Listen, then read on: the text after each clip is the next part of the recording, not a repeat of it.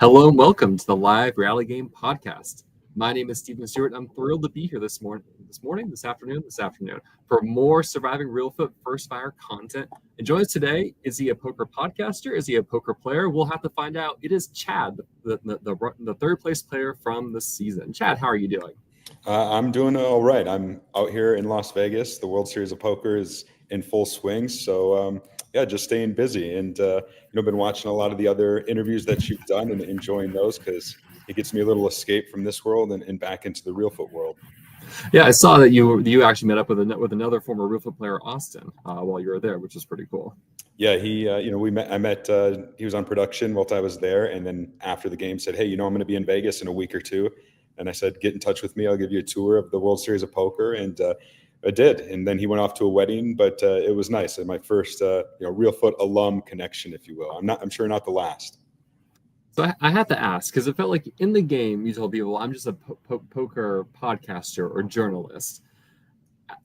And how soon did people start saying, do you play poker? Like, are you a poker player? Because it felt like by the end of the game, people just said, like, oh, he plays poker. So I actually wasn't going to tell anybody anything about poker because, there are connotations associated with poker, which people on our cast had based on the interviews they've done with you, right? Like a poker player lies, cheats, steals, bluffs, and that sort of thing. So I wasn't going to say anything. In fact, in a couple of games I've played in the past, I just told people that I work at a comic book store because I am a comic book geek. I have comic tattoos. I have a knowledge, and I actually do comic conventions as a hobby a couple times a year on the side. So I can sell that lie. But when I got into the game, I noticed a few people who know me in terms of at least that I am in poker. And so I thought, you know what, like me lying about it, that would give them the opportunity to weaponize it against me. And so for the first time, I decided to lean into it, if you will. And it's true. Like I am a poker media member. I draw a salary, I have insurance, I work for a company. My technical title is called PR and Media Manager. I host a popular podcast, but I do play on the side and I have had success. I've won a World Series of Poker Gold bracelet in 2013. And so, yes, I am a poker player, but I also do have a job in poker as well. So before Reelfoot, you played some other games. You played Survival Challenge. You mentioned to me beforehand that was your first game in 2022. I believe you played Destination Mole. Have you played any other games? Yeah, so I played those two, and then I played Survivor Angelica last year. Gotcha. Okay. Season I need to watch still. So what led you to apply for Reelfoot? So in 2022, I did play Survival Challenge, like you mentioned. And when I applied and got accepted to that, I was very naive in a lot of regards in terms of like, I thought that was the only game out there. This was the only amateur Survivor game. And it wasn't. Yeah, and it wasn't until I played and afterwards that some other people, Michelle May, a Reelfoot alum, she was on my season. We were closely aligned. They kind of told me about, no, there's this whole world to it. And when I played Survival Challenge, I went in with an injury. About 3 weeks before, I had torn my hamstring, a grade 2 tear, pretty significant. I told production, they kind of said, if you want to play, you can. But, we understand if you don't, but it's up to you. And so I decided to give it a go, even though I knew I wasn't going to be 100%. Went in, had fun. It was a pretty wild game, great learning experience. But because of that injury, I always just kind of thought, like, what if I was able to go into a game 100% and ready? And that's, what got me to starting to apply to different ones. And then why Reelfoot was because it is, from what everybody was saying and from what I could research, like the longest and most intense and most challenging one out there. And that's what I want, right? Like because of my career and I don't really do one-day games or, the short kind of stuff. If I'm going to take time away from work, travel, I want it to be a big, challenging game. And so Reelfoot was like the top of my list. I applied last year, didn't even get a call back or anything. And then applied again and, did and ultimately got on. So that was great. So how did you prep for the game? I did a lot of prep. It was funny because I got the call that I was on back in, I think, November, and I was living in Las Vegas at the time. I'd been living here for about 3 years, but I was just in the process of buying a place back in Wisconsin, which is where I'm from. And so I ended up moving back around Christmas time. And, between the stress of moving cross country, getting set up in a new house, it wasn't until March rolled around that I was like, dang, this game is coming up quick on me and I'm not ready. Like, I'm just not prepared in so many regards. So I think it was in March 20th or thereabouts, I did a call with Jordan, who was on last season of Surviving Reelfoot, and she was on my season of Survival Challenge. And I just said, hey, I want to just pick your brain. Any tips? What should I expect? How does the game flow? That sort of thing. And in it was a great call. I got a lot of insight. And one thing she said is like, be prepared to walk. There's a lot of walking. And so it was that day after I got off that call, I started thinking about it, like, what's something that I can do to just get ready, not just physically, but mentally too. Like, I've always struggled with, dedication, sticking to what I say I'm going to do, that sort of thing. And like, I wanted to just be prepared. And I also wanted to go into Surviving Reelfoot with a mentality of like, no matter what happens, I already feel like a winner. And by that, I mean this, right? You can go in and you can be the first one out, second one out, whatever, and you're going to probably be disappointed.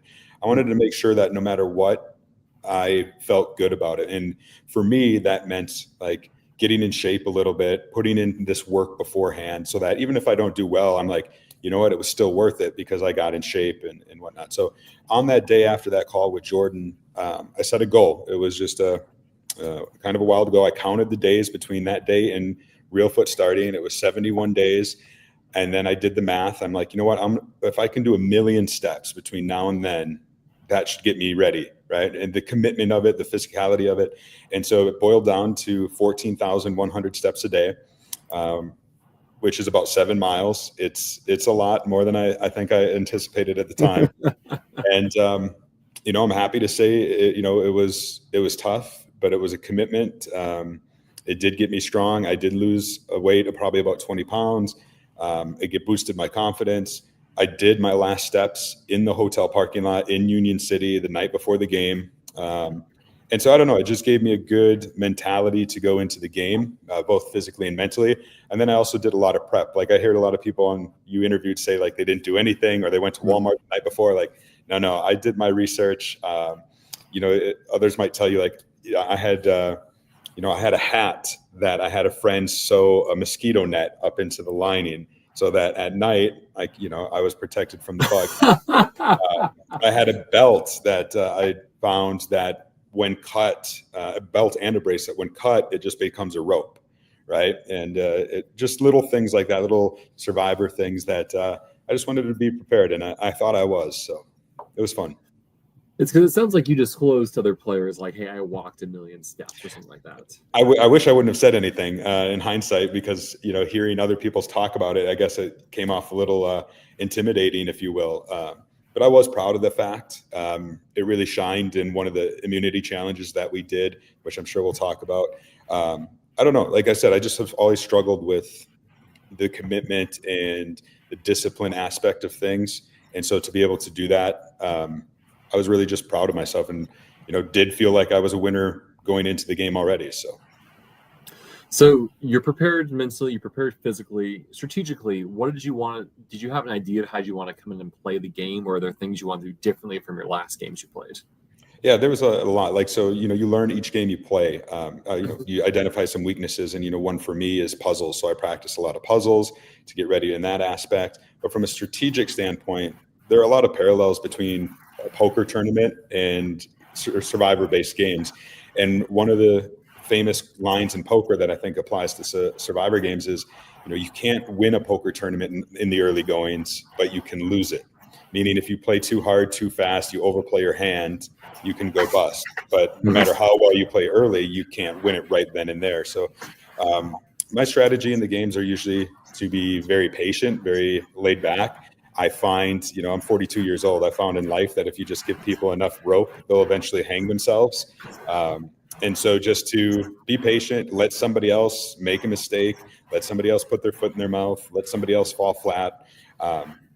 And also to make alliances early, right? To make a connection right off the bat. And fortunately, I was able to do all those things. So. So you arrive in Tennessee. Was there anyone that you interacted with in the car ride to the game, or maybe you were sequestered with before the game began that had impact? Yeah, so I actually had a red eye flight out of Vegas after working a full day. Red eye Mm. landed in Tennessee early in the morning, and I got picked up by Pete. And I was the first one picked up because there was going to be three others who joined us. So we waited around for several hours. Excuse me. Well, we picked up Jess, then we picked up Janai, and then Nina were the three. So I rode in with three women, and we stopped at Pete wanted to stop at Cracker Barrel along the way, so we had a meal. It was one of those things like people said you can't get to know each other's names, but you get to know their personalities a little bit. And for me, in any game I've ever played, the moment I step off the plane, it's the game started, Yeah. right? Like I know officially it hasn't, but there's impressions being made on that car ride. For instance, like I rode in the front seat from the airport to Cracker Barrel. And at that point, I'm like, you know what? Let me, even though it's really crowded in the back seat, and I'm kind of a bigger guy, I'm like, let me offer up the front seat to somebody else, just to start showing that I'm a generous, sharing guy. That I'm not selfish and just going to sit in the front seat the whole time. So um, that was fun. And then in the room once we got to the house, because I think we were the first ones to arrive. Pete picked us all back up from our hotels in the morning. Um, I remember getting picked up from the hospitality house. I was leaving my room and I was upstairs on the balcony, and I seen a bright pink shirt in the parking lot, and it ended up being Parker. And so I kind of stopped because I figured he's picking up some people too. And I realized now in hindsight, because I'm like, oh, those are some big guys. He was picking up Rob, Trav, and I believe Isaiah. And I kind of just stood back. I'm like, I don't want them to see me, but I can see them. Um, but yeah, then when we got to the house, I was in a room with Eliana and Geraldine, and sat there for a few hours and just got ready for the game. For me, my preparation in that moment was I journal pretty much every day, something I've been doing for about the last 10 years. And so I literally went back to the day that I told you of where I set my goal and just started reading every entry. And that really just helped me get my mind right. Like, all right, that was the start of the journey. Mhm. This is the next chapter. Let's go. Let's get into this game. And yeah. So when the game begins, you find yourself on the Orange Tribe, the Nada Tribe. Um, Looking at the cast as a whole, were there people that you recognized? Yeah. So there was, I mentioned Isaiah at the hotel when I overlooked. So Isaiah and I played in Survival Challenge Season 9 together. I was out relatively early. He went to the finals. We were on separate tribes. We really didn't have any in-game interactions. But in the 2 years that have passed, we're in group chats and like we know each other, support each other, and things like that. So I was actually quite excited to see him, and he would end up playing a pretty big role in my game. Another one was Allison, because she was on Survival Challenge the season after I was, when I volunteered for production. And so while we had never played together or really had much of an interaction, I was in her face with a camera much of that season. And so I got to see her game that season. And I realized, like, okay, this is somebody, I think I could align with, which I ended up doing. And then the other one, the more wild card for me, was Sam. Mhm. She was on the other tribe, but Sam and I played on Survivor Angelica last year. And initially, we were aligned, but because of circumstances in the game, I did end up voting her out. And I didn't know how she would perceive that, right? We've been friends out of the game and such, but I didn't know if she would want revenge, if she would be willing to work with me, what she would be telling the other tribe about me. And so, and it was because of those three who know what I do in poker that I decided, like, all right, I better just, own up to this. Otherwise, they might be able to use that against me. So looking at your tribe, then you of the other people you mentioned, Allison is on your tribe. You were in the lockdown with Aliana. What was your and you saw and you rode in with Jessica. What's your impression of your initial Orange Tribe? Yeah, the initial impression was, first, really thrilled to see Allison there. And I think within the first 5 minutes, like as we were walking off the porch to go to the first challenge, she kind of looked at me and she's like, "I'm really glad you're here." And I kind of looked at her and said, "You too, I am too." And like that was kind of the start of, forming a very strong bond. Like I said, we didn't play together, but we did know who each other was through social media and things like that. So really excited to see her. Pretty excited to see Aliana, right? Because we were in that sequestered room together, and that's just enough. Like, you're looking for anything, any little form of connection at the beginning of the game. Same with Jess, just riding in. And as fate would have it, the four of us did end up working really close together. But that's not to say I wasn't excited about the other people too, because I looked around and seen Colby. He's a young, strong guy. I actually do tend to try to align with those sort of players as well. Juan, likewise, just looked very athletic, put together, which he was. And then Jay West and Deb, I looked around, I'm like, we got a pretty good tribe, but there's only 8 of us, right? And I'm like, last season, I think there was 10 per tribe. So and it was I don't know why, but he ended up showing up 4 or 5 minutes after the rest of us. Andrew came out last, and it was okay, here's a really strong, buff guy. He was wearing an Indianapolis Colts hat. I'm a huge Miami Dolphins fan, so I'm going to be able to connect, talk football with him. And I don't know. I looked at our tribe, and I'm like, yeah, this is going to be a good one. Jay West is in the chat. A couple of comments for him. I want to be Chad so much it's crazy. That's all I want to do is start writing down. So may inspire someone else to journal here. Jay West and I actually connected fairly early in terms of the card aspect, right? My poker, I believe he's really into spades, and I'm a Marvel guy. I got the Marvel stuff. He's a Star Wars guy. I think there was a lot of overlap early on with Jay West. So. Also, I knew I was right about that damn alliance. So you have this pretty challenging opening reward challenge that will last a while. How was this challenge for you? That challenge was awesome for me because it set the tone for me personally early that I can do this. Like I said, I was prepared. I did my million steps. I was entering the game. I wanted to be ready for the game, and that challenge showed me that I was ready because, yeah, it was a long, grueling challenge. Don't get me wrong, but I did it. I was used to, the running, the steps, the working out, the physicality aspect of it. And so knowing that was probably the hardest one they were going to throw at us, and I was able to, withstand it as well as I did. I was it just gave me a boost of confidence. All right, anything they throw at me, I'm going to be able to handle.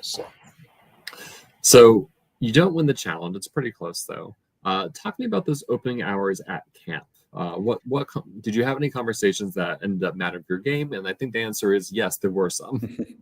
Yeah, there was. It was interesting because as part of losing that, we didn't get to choose what camp we went to.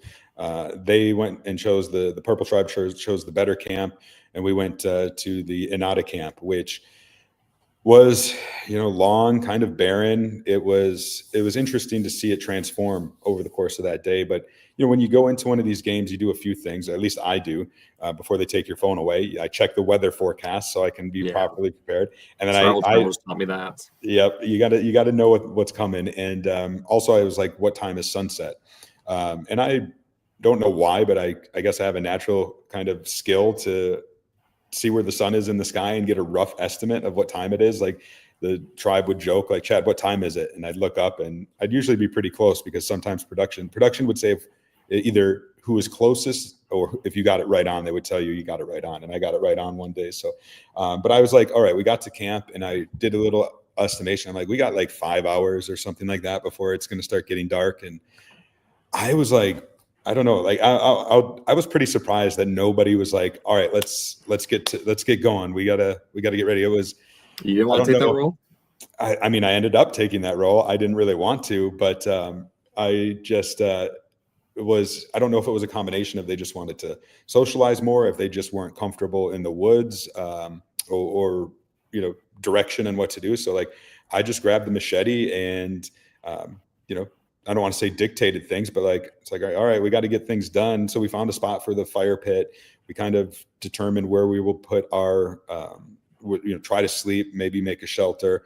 And yeah, I don't know. I love that machete. And, I was kind of the one who was, all right, here's what we'll do. We'll do a little lean-to. I went out, cut the branches, just handed it to them. They stacked it up, and yeah, we built a little camp, and that was a lot of fun for me. And I think that probably gave the people on Inada the impression that I was there more for the survival aspect of it and not playing the game quite as much, which wasn't necessarily true. But I mean, I did have a lot of fun building the camp. I think I was the one who said right away, like, like, let's not waste a trip. Like, if you go out to the bathroom or wherever, bring back firewood. Like, just grab some sticks, because we're going to burn through a lot of firewood, and we definitely did. And so it sounds like from some of the interviews that you've done and what others have said that that was appreciated a little bit, of like me kind of making the camp set up a little bit, and it certainly was like one of the more fun aspects for me.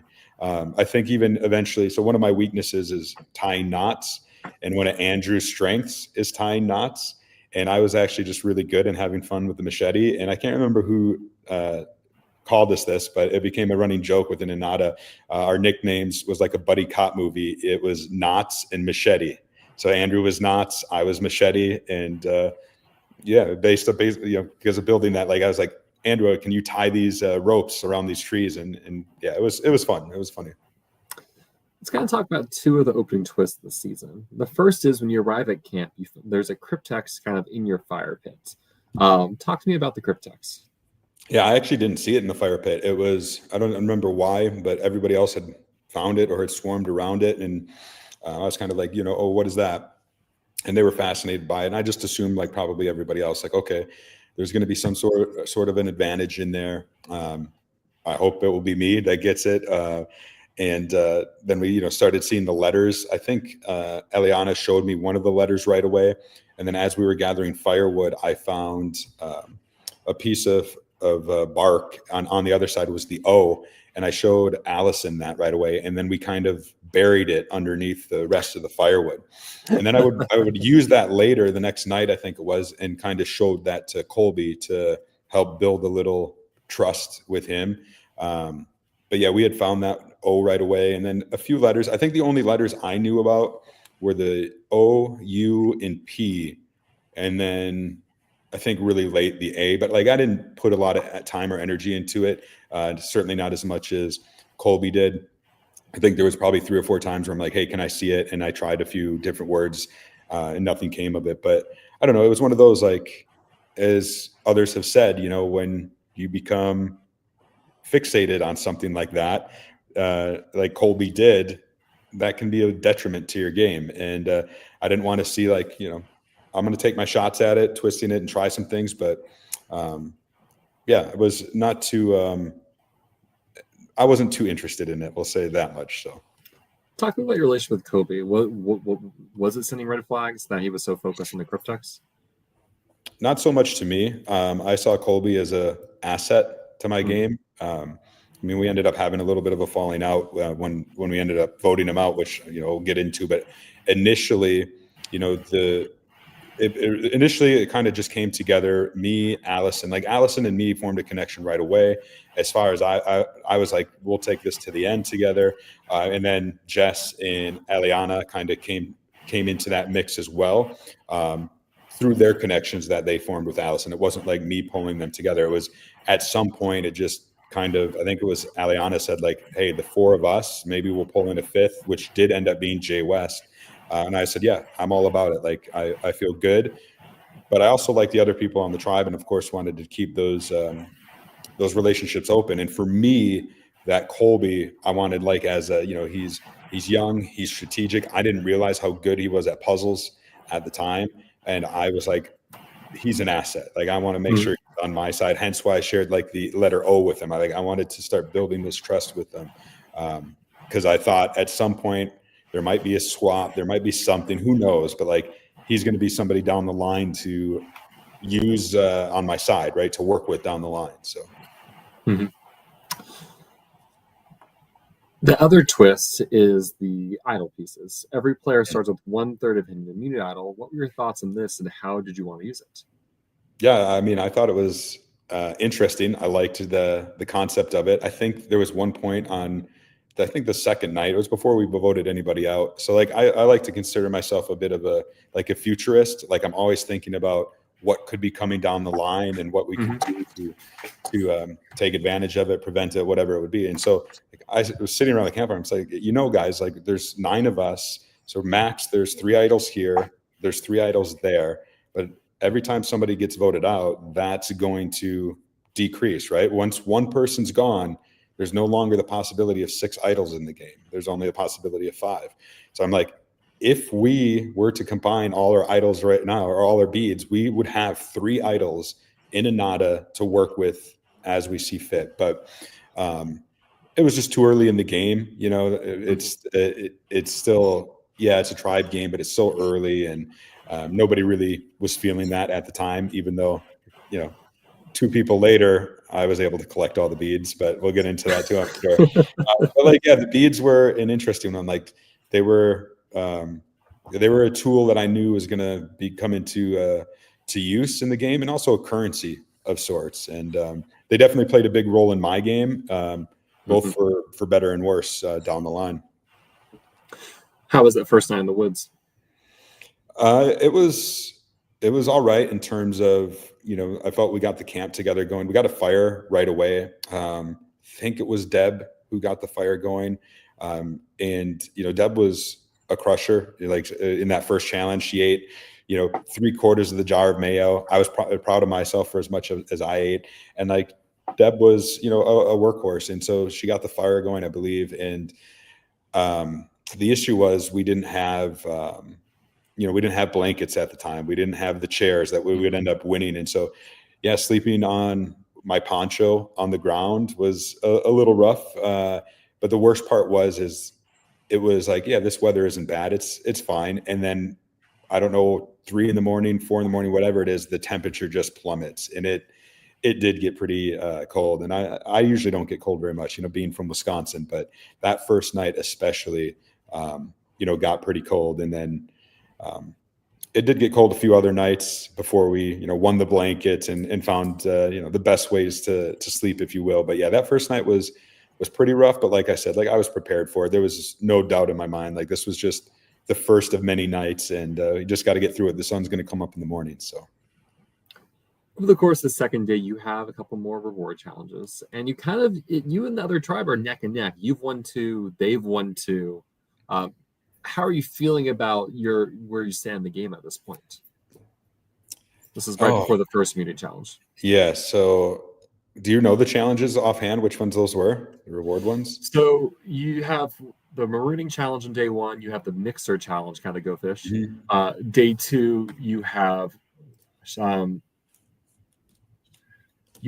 knock the blocks off the table and reassemble the puzzle, and then you have the water block stacking, where Rob kind of single-handedly carries everything. Thinking back, even the night before, where we were matching the blocks, I ended up being voted like the best male strategist of the game, because it was like every challenge, myself and really Aliana were coming up with strategies, right? And so like the matching of the blocks, I think I was the one who suggested like put your hand on your head, or like wave it. If I say to somebody you have a green one and you have it, like do something to let us know. And same with the stacking of the blocks. Like I think I was the one who came up with stacking them all together as one big thing into 3 rows, so that it's like one of those pendulum swings. Like if they hit it, it shouldn't knock them all off. It should just transfer the force, and only the back one will go. And it actually worked out pretty well. It took them a lot longer to knock them all off than we did. So I was feeling pretty good, like going into like, hey, we're strategizing, we're working together, we're putting people in the right places. The stacking of the blocks was an interesting one, because like you said, Rob just killed it with getting them all. I think I swam after Deb, or maybe one person after her. And like, I went out there and realized I'm going to have to try to get all these blocks back if we want to stand a chance. And so like, I gathered them all, but by the time I was just about to swim back, it was already over. So that one was rough. And then, then we knew like the immunity challenges is coming up. And what was that first immunity challenge? Man down, carry the person in the stretcher. That one was a heartbreaker, because we had a great strategy. We put everybody in the right place, and we built a lead early. And that one was interesting for me, because that was my first really crossover with the other tribe, because I was part of the relay where I got to see the phrase, and then I had to relate that to Colby, shredding it. And then he had to go down to, I think it was Andrew, and then they would bring the stretcher back. And then Brandon was the other person who was in the same role as me on the other tribe. And I think the phrase was first fire extinguished in the morning or something like that. And I was able to relay that to Colby first, and he took off running. And so I got to watch Brandon try to relay that to Rob.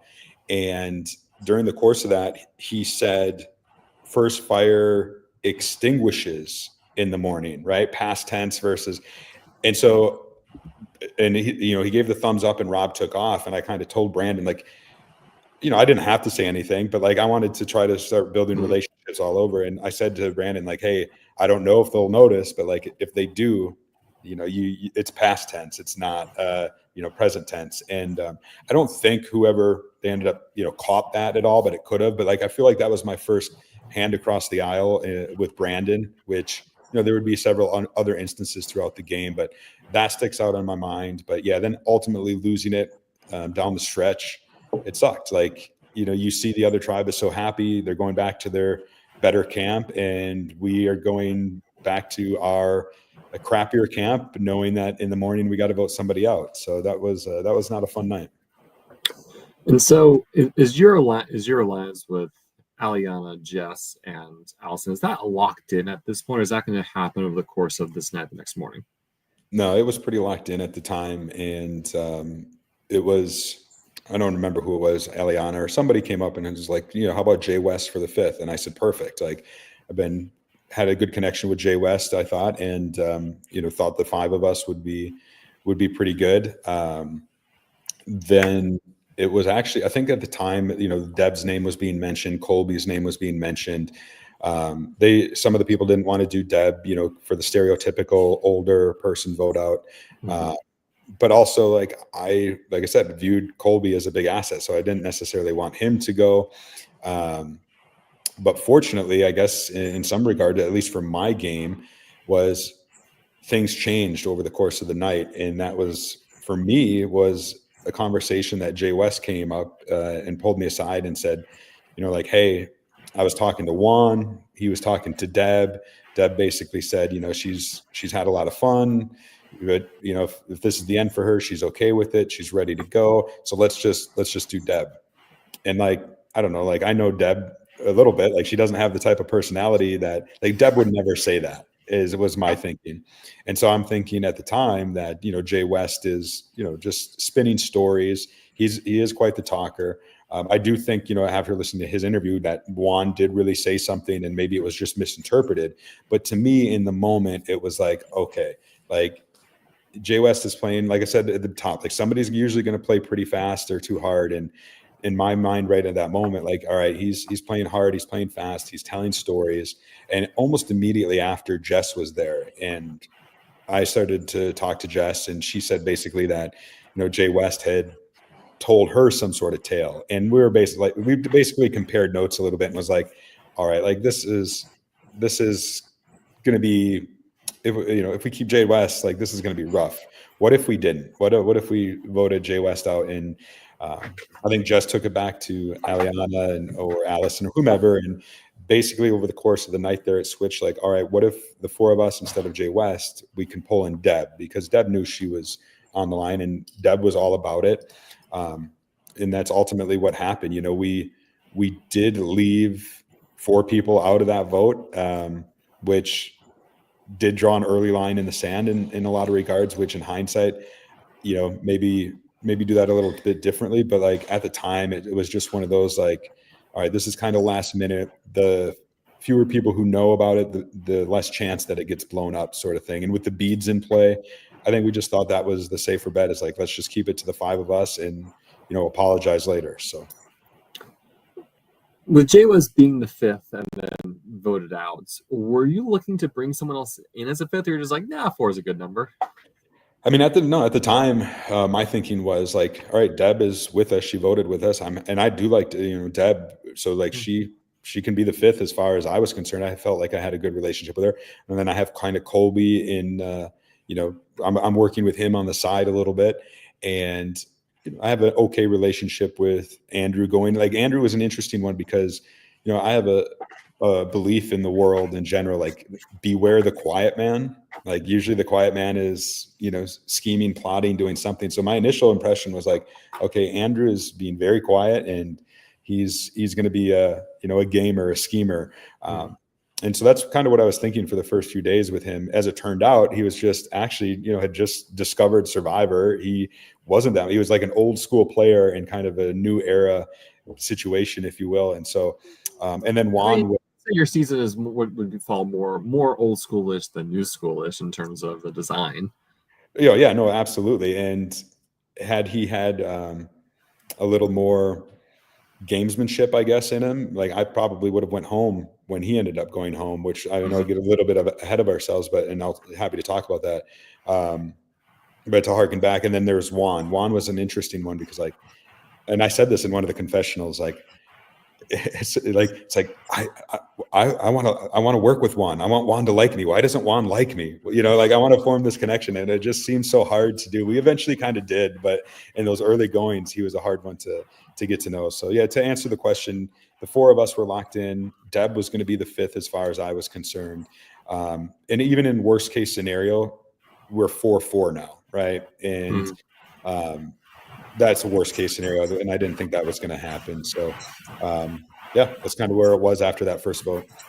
So, if Deb is the honorary fifth member, who are you thinking then is like, well, I guess this will be the next person we vote out? I mean, ideally, you hope that it doesn't get to that point, right? Yeah, it's like we'll just win everything; it'll be fine. Yeah, right. But and you kind of hope along the line that somebody does something that makes it easy. So that was the one thing with Anada was. Usually in these sort of games, somebody is ostracized, somebody makes a mistake, somebody, does themselves in. And that really didn't happen with Anada. It was going to be a really hard choice, that first vote. And then, like as I described the Jay West stuff overnight, and it kind of made it a little easier. But then we're down to 8. And again, nobody's really putting themselves out there. So at the time, I think the girls probably would have went for Colby just because of the Cryptex thing. And I think at that time it was kind of solved, and it was this whole mess of like, it's Candy, but he solved it away from camp. And then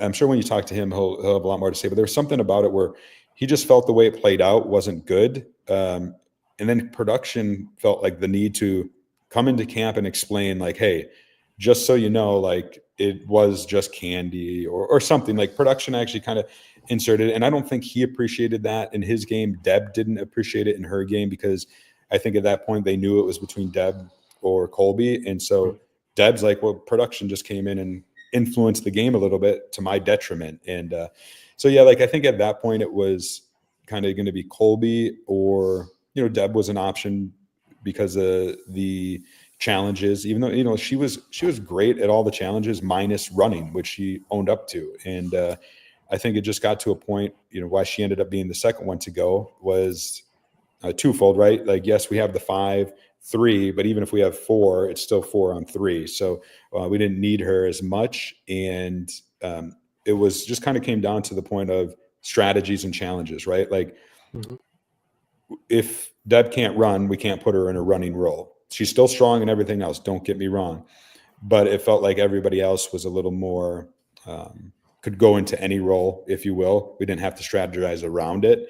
So that was kind of my thinking. I would have liked to cut Deb around, but at that point, the girls kind of were leaning that way. And, I was happy to roll with them, so. Are you making any side alliances with Andrew and Juan? Because like it's interesting. You look at this tribe of 8, right? I know at this next vote, Kobe is trying to get like a 4-4 draw. He's like we cannot, like there's a group of 4, we can't let them move forward like this, which ends up not working out. You guys do move forward, but I'm curious, why were you doing anything with Andrew and Juan to make them feel comfortable with you and kind of like say, hey, like, don't worry, we're going to work together. This is not against you. This is simply a vote against Deb or Kobe. Yeah, no, I was certainly trying to build those relationships and having conversations. How effective they were, I don't know. I think both of them, at least later on, kind of saw through my bullshit, if you will. Like I'm really good at looking at somebody and talking to somebody and knowing, the poker player in me, like, okay, they're either buying the story that I'm selling or they're not. And I think, maybe early on they were, but certainly towards the end they weren't. But like I was trying to keep all those relationships open, as you do. Like, and I think the other girls were doing the same thing, and maybe that's why the others never came together as one, is because maybe Colby did think that he stood a chance with me or Aliana, and same with Andrew and Juan. So I think the core four, as I think we ended up calling, did a pretty good job of making the others feel like they were going to be the fifth, even though it wasn't like intentional. Like we didn't say out like, all right, let's set out and we're gonna like. We did want to continue to work with them. We don't know what's going to happen. There could be a swap in which, the four of us that are working closely together are split apart. So we need to work with Inada. That didn't end up being the case, but yeah, it was just one of those, like, I was trying certainly to form those bonds. So your fourth challenge is going to be sumo at sea. Who'd you go up against in this challenge? I was so excited about this one. Like, this is the challenge I've always just wanted to do. And when I was voted out of a survival challenge, this was the next challenge they did. So I missed out on it and I always regretted it. So I was pretty excited, except for knowing that I probably was going to have to go up against Rob, at some point, because, I'm one of the, when it comes to strength, I think at that time, like just pure physical force strength, myself or Andrew were the two for Inada. And so we kind of figured we are going to have to do that. And sure enough, it was Rob, and like, who's going to go up against him? And I said, all right, I'll give it a go. And, I figured I wasn't going to win. I was going to give it my best, but he's got some, he's got a lot of height on me, a bigger reach and stuff. But I went out there and I actually put up a hell of a fight. I thought, like, I was pretty proud of myself. He got me on the ground pretty quick, but like once you're on the ground, it's kind of hard to get back up. And I was trying, but like came a point where it's like, all right, I'm on the ground, but he's having a hard time moving me.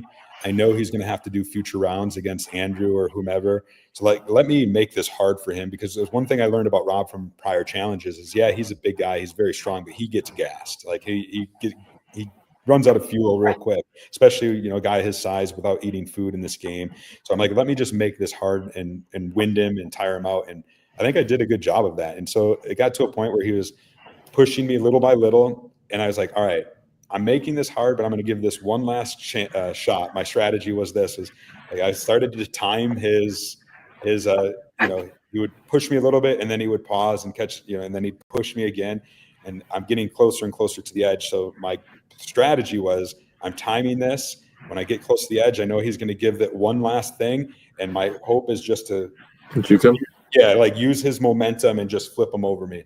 And I came close. Like I got him a little further than I think he wanted to go, but he caught himself and then inevitably pushed me over. But like, I don't know, like I lost that one, and I was still pretty proud of my performance, because I think I did better than most people would have expected. And then I ended up going up against Brandon a little bit later, and that one I was feeling pretty confident in terms of, like, one thing of the sumo at sea we realized is like leverage is so key. So when you place your bags together, if you can just get your bag a little lower, just even by an inch, it can make a big difference.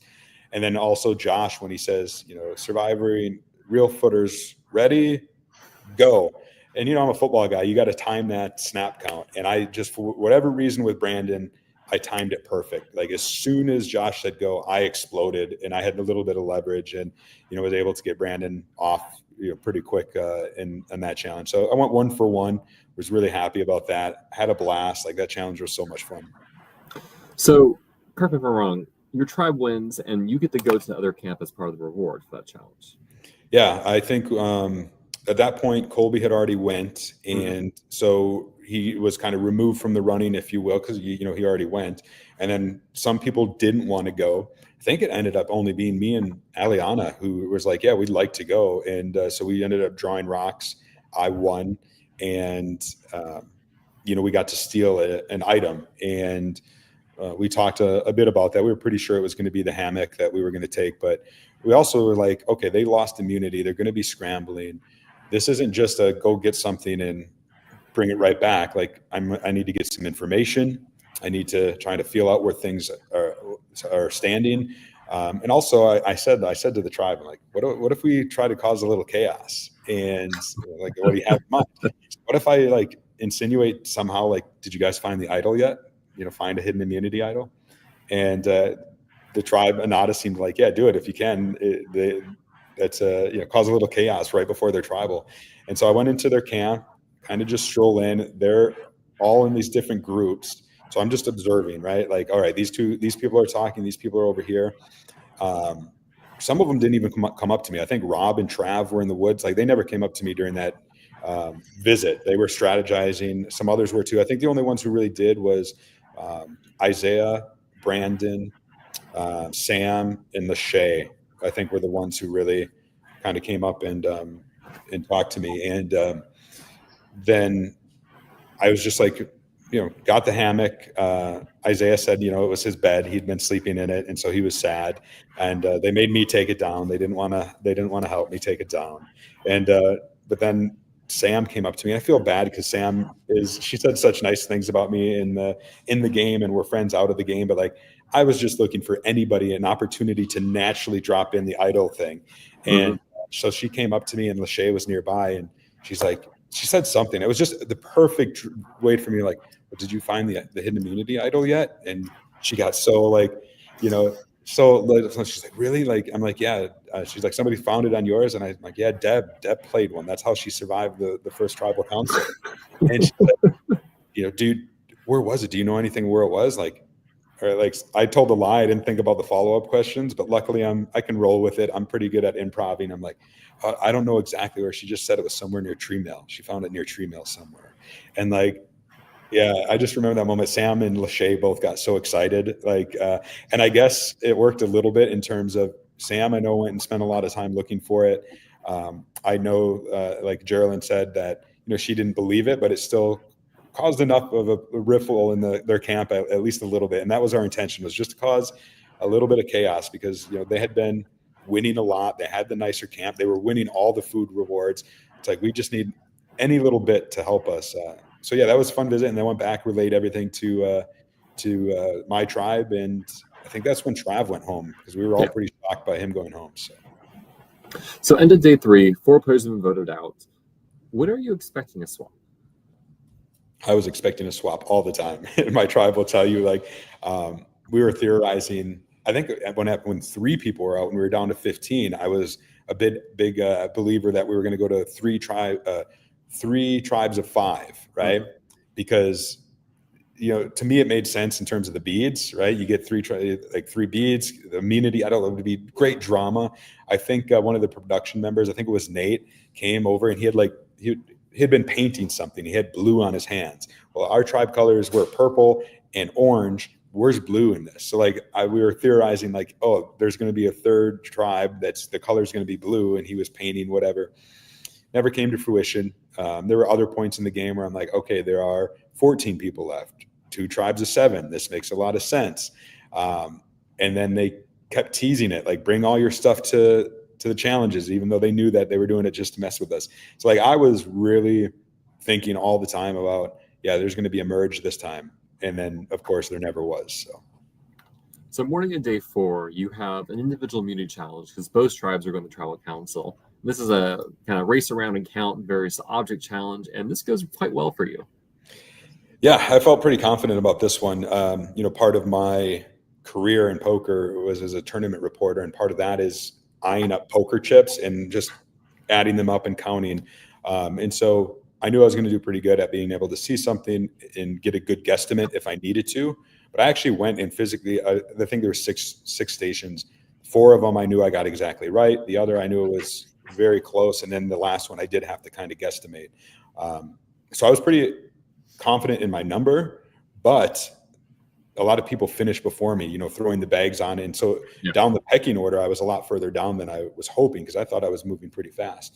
But fortunately, I did end up having the closest for my tribe. And then, I won this little baby right here that you got to keep it. I got to keep it after the game. So this was, my first of my individual immunity wins.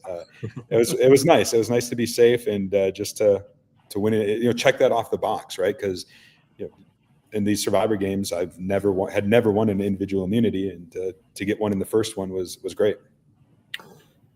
Did you feel like you needed it? No. No, I didn't. Like, I was pretty confident in the core four at that point, and it made it nice, right? Like, because no matter what shenanigans are going to happen, and I believe that's when Colby went home, and there certainly was shenanigans. So it definitely did come into play and make me feel a lot better, because things certainly got messy after that. Do you know who was the runner-up for that challenge if you didn't win it? I don't actually. Okay. It seemed like after talking with people, because I think I put 425 and the real number ended up being like 450-ish, something like that. Brandon won it for his side and he was closer, so he won the reward aspect of it. But I know a couple of people on our side, it sounded like they were way off. They put like 300 or 320. So I don't really remember who was runner-up in it. Jay West is saying Colby. Yeah, that could very well be. Colby finished right after me, so he was next in the pecking order. I don't know. I know his number was a good ways off because he had miscounted something, if I remember right. So a lot of stuff happens this round. Let's talk about the bead situation first, because you make a proposal to your tribe. Yeah. So this did come into play with that, because we were sitting around, and let me preface this by saying that this wasn't a hatched plan. Like, this wasn't a conspiracy against Colby or anything. It really wasn't, because I really didn't know that Colby was going to go. I was actually going to push to try to get him to stay, because, like I said, I really did value him as somebody to work with it down the line. And but being safe, and we were sitting around the campfire, and I don't know, I just had this idea, like, all right, it sucks, somebody's going home. But just because somebody's going home doesn't mean their bead has to go home, right? Mm-hmm. And the beads are going to be valuable. And we really were a pretty cohesive tribe. And so I've made a proposal, like, all right, guys, here's the deal. Like, no, here's what I'm proposing. I know it sounds crazy. It sounds insane. But I said, I'm safe. I got this. I'm not going anywhere. That's the one variable we know for sure, is that anybody else can go, but I'm not going. Mm-hmm. And that bead doesn't have to leave. Like, we could save a bead right here and use it for the betterment of the tribe moving forward. And to do this, I'm proposing, give me all your beads. I will safe keep them, because I'm not going anywhere. And then after tribal, I will give them all back to you, and we'll have one extra bead. And that bead, Juan's right, but so that one extra bead, and what would we do with it? Well, we can draw rocks to see who holds on to it. I was fine with that, even though that never ended up happening. Nobody asked for it, so I ended up just holding on to it. I proposed it. I knew that Colby was like, nah, that's not going to happen. Juan, like you said, is rolling his eyes. And initially, I think the girls were like, yeah, this is crazy. But I don't know if it was I think it was Aliana that it clicked first, like, because they knew they weren't going to go home, right? Mm-hmm. So, like, yeah, keeping a bead is going to benefit the core four somehow, some way. And so it kind of became like a peer pressure situation almost. Like, I think Eliana's like, yeah, that's a good idea. I think I could do that. And I think Colby and Juan and some others were in the camp of like, I don't want to do it, but if everybody else does, they're not going to be the ones to say no when we're about to go to tribal, right? And so they all ended up giving me a bead. I had 7 beads it was like, I went to confessional, and I think I had the beads strung between my fingers. Like, I'm like, it's like Thanos with the Infinity Gauntlet, like the power. I feel so much power. And like, I'm not going to lie. Like, I went through the scenario in my head, like, man, I would love to keep all these beads. How epic would that be? I have 2 idols right now if I wanted to. And like, if a merge comes, like, this could be a lot of fun, but I'm burning 6 people. Like, it just from a game perspective, like I just couldn't do it, right? And you've noticed I would be the ultimate villain that Reelfoot ever had. Basically said, I have 2 idols. I'm gonna play an idol for the next vote. Sorry, you can't get rid of me. I mean, I was tempted, and I don't mind being the villain. I can take the heat, as they say, but long term, like, I wanted to, make a run in the game and not cut my game short for the sake of just being a great villain. And so what ended up happening was, we went to tribal. Well, before we go to tribal, I should say, like, when things got messy, things got messy in this way. Like, I'm not a big believer of telling somebody they're going to go home, because to me that just opens the door for them to cause some chaos. If they feel like a trapped animal, if they're a fighter, they're going to fight. They're not just going to take it laying down. And it came that, all right, Colby was the decision. I didn't like it, but there's not much I can do about it. And I didn't want to tell him, right? For two reasons. Number one, I just don't like telling people in general, but I had confided in Colby the night before, I think it was, that like, hey, I got this thing going with the girls. I don't want to disrupt that right now, but I really do want to work with you. I see us taking a shot at Eliana at some point, because to me, she was, game, respect, game sort of thing. Like, I knew right away with her, she knew right away with me, like together we're going to be very dangerous, but also at some point we're going to have to turn on each other. And Colby, I wanted him as part of that. And I confided that in him. So I was worried if he knew he was going home and then I was going to vote for him, he would be upset, and then he would go spill the beans of that, which is exactly what ended up happening, because Allison, God bless her, like she many instances over the game, and I said this when she voted me out later on, like she thought with her heart and not her head. And this is, I think, one of those instances where she just felt bad. And so she told Colby. Colby came up to me and I'm like, no, I'm not voting. Like, and it just got messy because we were going round and round. And finally it just got to the point where I'm like, all right, man, like, yes, I am voting for you. And, it was a little bit of a blowout. I think he said, it wasn't on camera because it was such a good line, and I got such respect for him for saying it. Like, he's a fighter, and he's like, said something along like, Chad, you might have a good poker face, but I see through your bullshit. And he's not wrong. Like, he saw it, and I really did want to work with him. I did, hope to, but like at that point, like it was broke. Like, I knew I had to write his name down at that tribal, and I know he felt like he was manipulated into giving his bead at the time, but like I said, it wasn't at the time we did that. I didn't know exactly that it was going to be him, and so yeah, I don't know. I felt bad, and but he fought all the way. He put a wrench in my game a little bit by, spilling the beans about my kind of plan with Aliana. So, was there any fallout from that? Yeah, a little bit. Like, Aliana's not stupid. She knew there was likely truth to that, and I kind of tried to play it off like, hey, I was just saying things to appease him, but like, no, it was true. Like, that was my kind of long-term plan down the road if the opportunity presented itself. So yeah, like I think it didn't diminish it terribly much, but it certainly was, not my desired outcome, as opposed to not just telling him and just voting him off. So, and it also, like, we knew there's a battle back at this point too. So now it becomes scary, because I know if it's Colby coming back, like, that's not going to be a good thing for me. So during tribal council, you pass back beads to their players, except for, do you hold on to Colby's injustice in that case, or?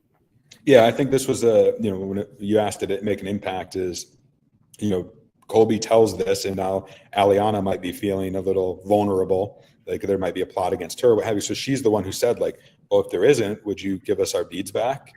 And I had intended, like I said I was going to do, to give them back anyways afterwards. So I didn't see any harm in giving them back to everybody except for Colby or Jess, because at that point it was apparent, like, Colby and some others were pitching Jess, and then the rest were pitching Colby. So it seemed like, I'm not going to give everybody their beads back, because we had this agreement, we had this plan, and why just let a bead go out the door right now? So, like, all right, I'll be a little bit of a villain and just say no and keep it. And so that's ended up being what happened. So, and like during this, I'm wearing the necklace. Like, I'm feeling, because if I wasn't wearing this and all this mess happened, I certainly would have been, shaking in my pants. So Colby goes out in a 6-1 vote, and then you have the outcast challenge. Now, your tribe's going to win this challenge, but something's going to happen that I don't think you're aware of at the moment, but Deb passes her bead to Juan. Now, at the next immunity challenge, this is the multiple balls being moved through vases, vertical and horizontal. Your tribe's going to lose this challenge. Talk to me about this vote, because it's what should be straightforward quickly does not become straightforward.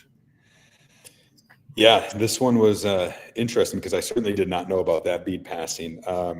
So we're down to 6. The core four is staying strong, and we're kind of just deciding like, all right, who do we want to move forward with, um, Andrew or Juan? And I think at this point, um, I still hadn't formed like that connection with Juan that I wanted. Like, I don't know the way to describe it. You just know sometimes when you start to form a bond, and it just never was there early on for us. And Andrew, it's kind of the same thing. Like, yeah, we had fun, we talked, but like there wasn't a lot of game and strategy. But the one thing that I think me and the other girls thought was like, all right, he's old school. He's going to be loyal. Like, right. We're at this point, we're thinking a merge is on the horizon.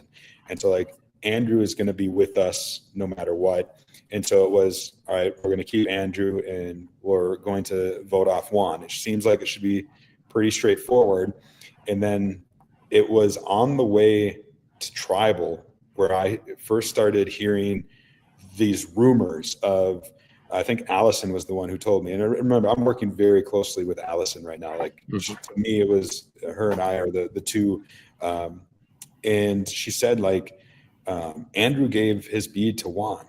Like, what? Like, why? And at this point, Andrew and Juan both knew, saw through my bullshit. Like, again, like I can talk to somebody and just kind of know. And Andrew, I could just tell was not believing anything I said. And like, that doesn't make any sense. And it was like right before going into tribal or something, like somehow somebody knew that Deb gave Juan the bead, or at least that's what Juan had said, or somebody said, so that Juan has 3 beads. I'm like, there's no way Deb gave her bead to Juan. So kudos to Deb for the revenge that she was able to plant. And so for all intents and purposes, I should have been gone that vote. It really should have been 4 on Juan and those 2 on me, and they played the idol, and I'm gone. But what ended up happening was, I guess Andrew just felt bad. Maybe, he didn't realize by giving his bead to Juan that it was going to result in maybe my going home or something. I've heard that, like, that he felt like others wanted it more than he did. And I don't know, there was whispers during that tribal, and I'm just getting nervous.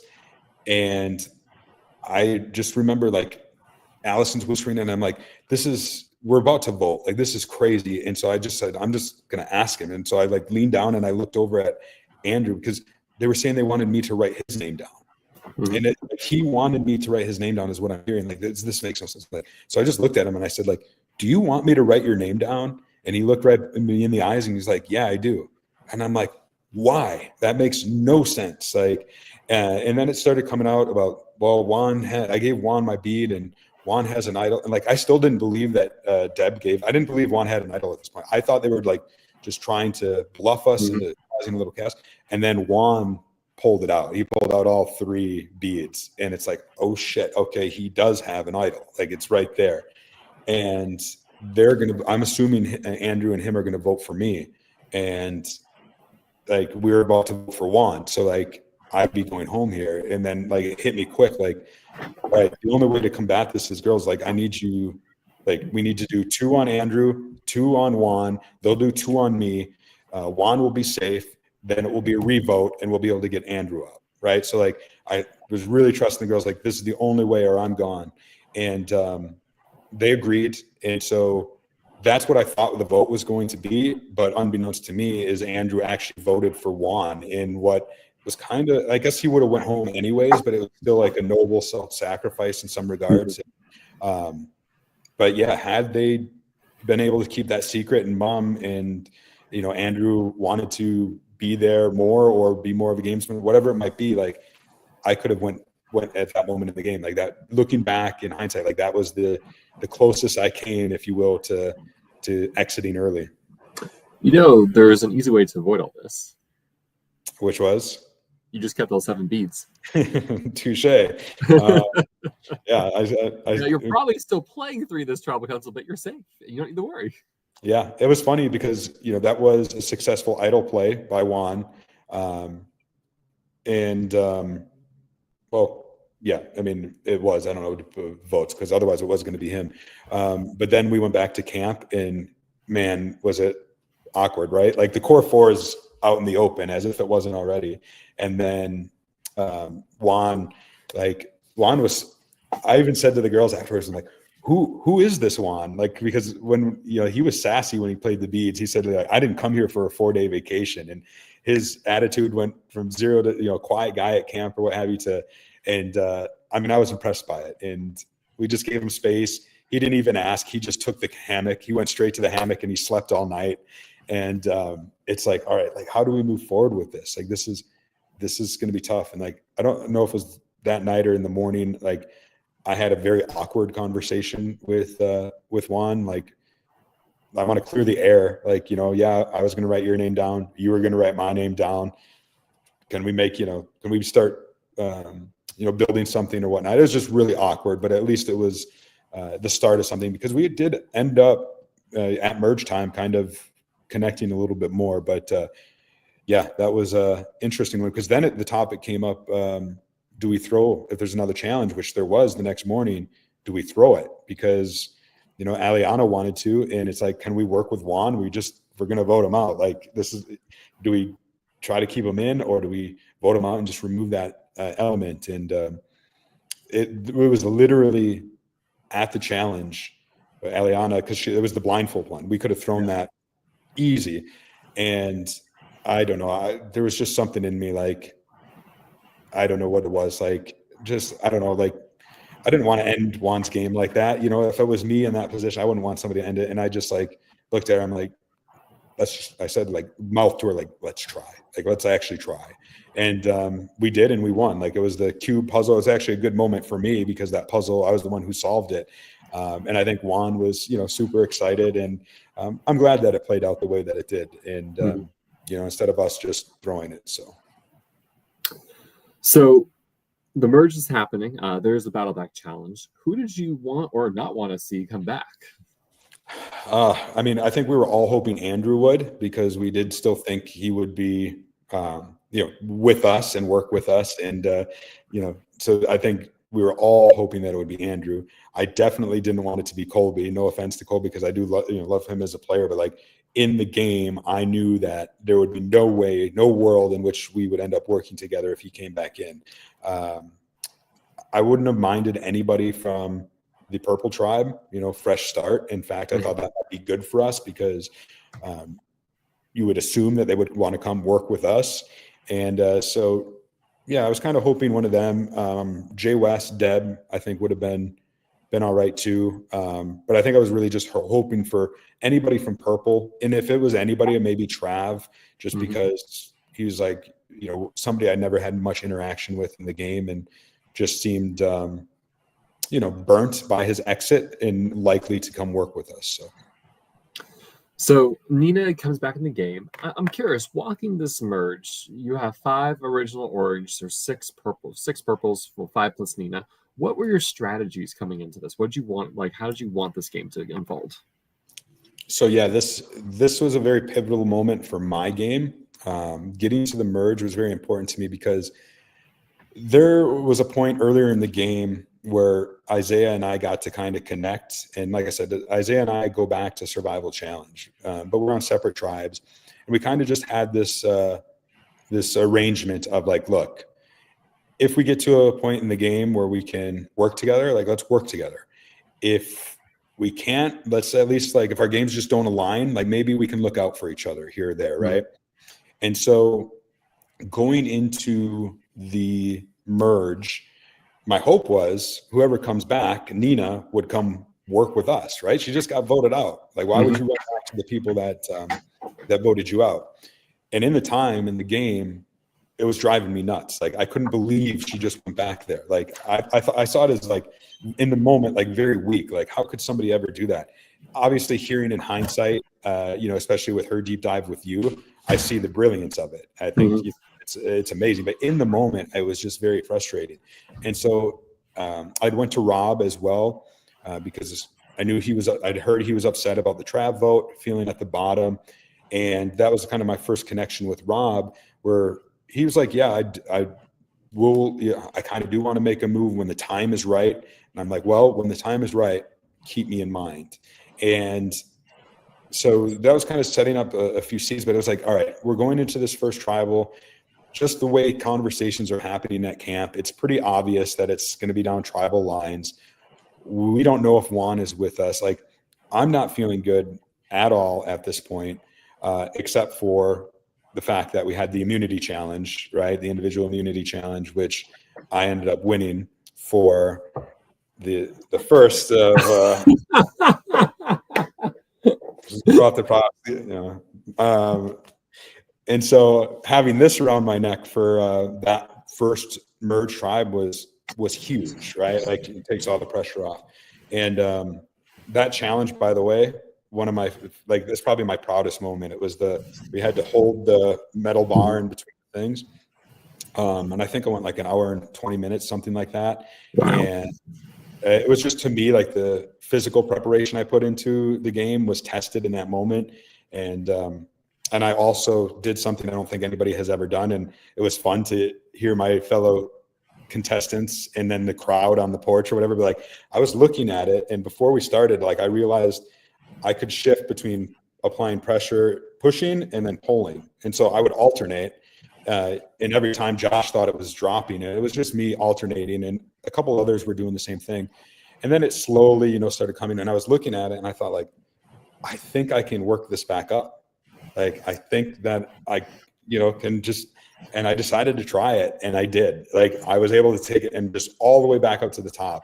And like, the reaction from everybody was like, at that moment, I'm like, I think I got this, like, because nobody else is doing it. Nobody else is trying it. And they know that I can do it at will. I think that had to be a big demoralizer for them. And anyways, yeah, very proud moment for me. And having this around my neck on that first tribal was great. So the thinking was this, like, all right, it's going to be tribal lines. We have enough because Juan had played 3 beads. So we had 5 beads between us, which is enough for 1 idol. And it was twofold. So I'm trying to build trust, because I know this merge isn't going to go, even if we pull off a blindside with the idol in this first vote, that it's not going to set us up where we need to be in a power position. So, like, I'm thinking, how do I get to a point in the merge where I know things will shift? And to me, that was Rob saying he's going to make a move, but when the time is right. And so I need to make sure that I'm there when the time is right. And I wanted to start building trust with some people along the way. I had my little agreement with Isaiah, and I was pretty hopeful that he would be able to keep things away from me. And I wanted to build trust with Brandon. And so in my mind, Brandon and Isaiah were working closely together. And it was going into that first merge vote where he's like, well, if you want to show some trust, build some trust, why don't you leave your beads at camp? Because I had 2 beads. They knew it. That's the other part of this, is Nina coming back in, knew everything from Outcast camp. Everybody told her everything. She has all this information. There's no sense of lying anymore, right? Like, everybody knows who has what, except for her. She claimed she had no beads, and good on her, because I didn't think she did. But they knew I had 2 beads. So what ended up happening was we were determining who are we going to play this on. I was safe, so it was going to be one of the other 4. Allison felt comfortable. She's like, I'm making some good relationships. Aliana, I think, felt the same way. So it was kind of like, all right, Juan or Jess. And I think we initially were leaning towards Juan. And then, as I've learned since, like, Nina was the one who kind of told somebody, and it ended up going to Jess, which I was fine with. I thought there was a good chance that it would be her. And so I gave my 2 beads to Jess. So that's where my 2 beads went to. So Jess, with hers and my 2, she has an idol. So now Aliana and Allison still have their beads. I don't have any beads to leave to appease Brandon. But then it occurred to me, guess what? I have this. I'm safe again. I'm not going anywhere. We can save 2 beads again, just like we did when Colby's bead. So Allison and Aliana agreed to give me their 2 beads to safe keep and hold on, just in case they were voted out. And so I did end up leaving those 2 beads, at camp to show Brandon and help build that trust. So that was my goal. Was I got to start building trust a little bit so that people, feel me as an asset as opposed to a threat. We go in, and Isaiah is the name that's going to be written down. It was supposed to be, I think the thinking was we have 5 votes, they have 6. If they split their votes 3 and 3, we need to make sure that 4 of our votes are on somebody, and then we can afford to cast a 1 vote somewhere else. Mm-hmm. And so going into that, it was going to be Isaiah. 4 votes on Isaiah, 1 vote on Lachey was the plan, because we've seen them as a power couple. Well, as I mentioned, Isaiah and I had a little agreement to look out for one another, and him being in the game was a good thing for me. I knew that he would, look out for me if he was able to. I knew that Rob wanted him out. I knew that people saw him as a big threat and a social player, and him and Brandon seemed to be working together. Like, I need to keep Isaiah in the game, and I didn't know how I could do this. And it just was like, I'm like, all right, I'm going to have to flip this last second. Like, this is the only way. And it happened. And so, like, right before, as we were walking to tribal, I made up a little white lie and went up to whispered to Aliana, to Allison, to, I think, Juan, and to Jess, like, hey, I think Isaiah's got an idol. I didn't think it, like, but I was just saying, like, I think I seen Brandon hand him something on the walk. We need to flip this. Like, we need to flip it to Lachey. And this was simply me. I wanted to keep Isaiah in the game. Jess said that she didn't want to write Lachey's name down because, they had a prior relationship. And I said, that's fine. You still write Isaiah. You be the one who would write Isaiah. The rest of us will write Lachey. And that's what happened. And, others have described it. Jess played her idol. That's where their votes went. So she was safe. It ended up being Lachey. I felt a little bad, right? Like, you're flipping it on somebody and kind of ending their game. But I hadn't made a huge connection with Lachey. I had heard she was very social, a big threat. And I needed to keep Isaiah in, because now I went to Isaiah and, like, just so you know, like, I just saved you, right? Like, I did look out for you, like I said. And so I was hoping he would return the favor and look out for me if and when my name came up. And from my understanding, that is what happened. Like, my name, because at this point, Geraldine's not giving me anything. Nina's not giving me anything. Like, and I know that they're going to toss out my name. And so I just need them to steer that away from me for a little bit. And that's kind of what I have. That was a very pivotal moment for my game, was being able to switch it from Isaiah to Lachey, and at least keeping him in a little bit longer. So the next mini challenge, Isaiah's going to win immunity. And this is like, all eyes are again on you for, it seems. Yeah. I was a little bit worried, obviously, not having the necklace. But at this point, if I recall correctly, Aliana had done something to piss off Rob, and which was a shame, because, like, we knew Rob was at the bottom. We really could have used him to come work with us. But, like, I had a conversation with Rob, and, like, no, he was over it. Like, he wanted to get Isaiah out, but Isaiah has immunity, and now he's going for Aliana. And this is another instance where, and she said it in her interview with you, and it's true. Like, I wasn't gunning for her. I didn't want her to leave, but I also knew that it was going to happen. Like, we didn't have beads to stop it. We only had 2 beads left. And this was an opportunity for me to once again show trust to Brandon specifically, but Isaiah a little bit as well, because they asked me to, all right, if you're with us, you can vote with us, and then just put a little symbol on your vote, which is what I ended up doing. That's why I wrote Aliana down that vote, so I could put my symbol there, build trust, because I knew for me, I needed to continue to build that trust. And so wait, so you voted for Aliana at the I did, time? Yeah. So there were 3 votes to Aliana. Who else voted for Aliana? Because then I have my notes wrong. So this is the vote where Aliana goes home. So this is the vote. Oh, okay. Sorry, I was thinking the vote where Juan goes home. Oh yeah, I forgot. Yeah, we got a little ahead. Sorry, I got ahead of myself. Yeah, the vote with Juan was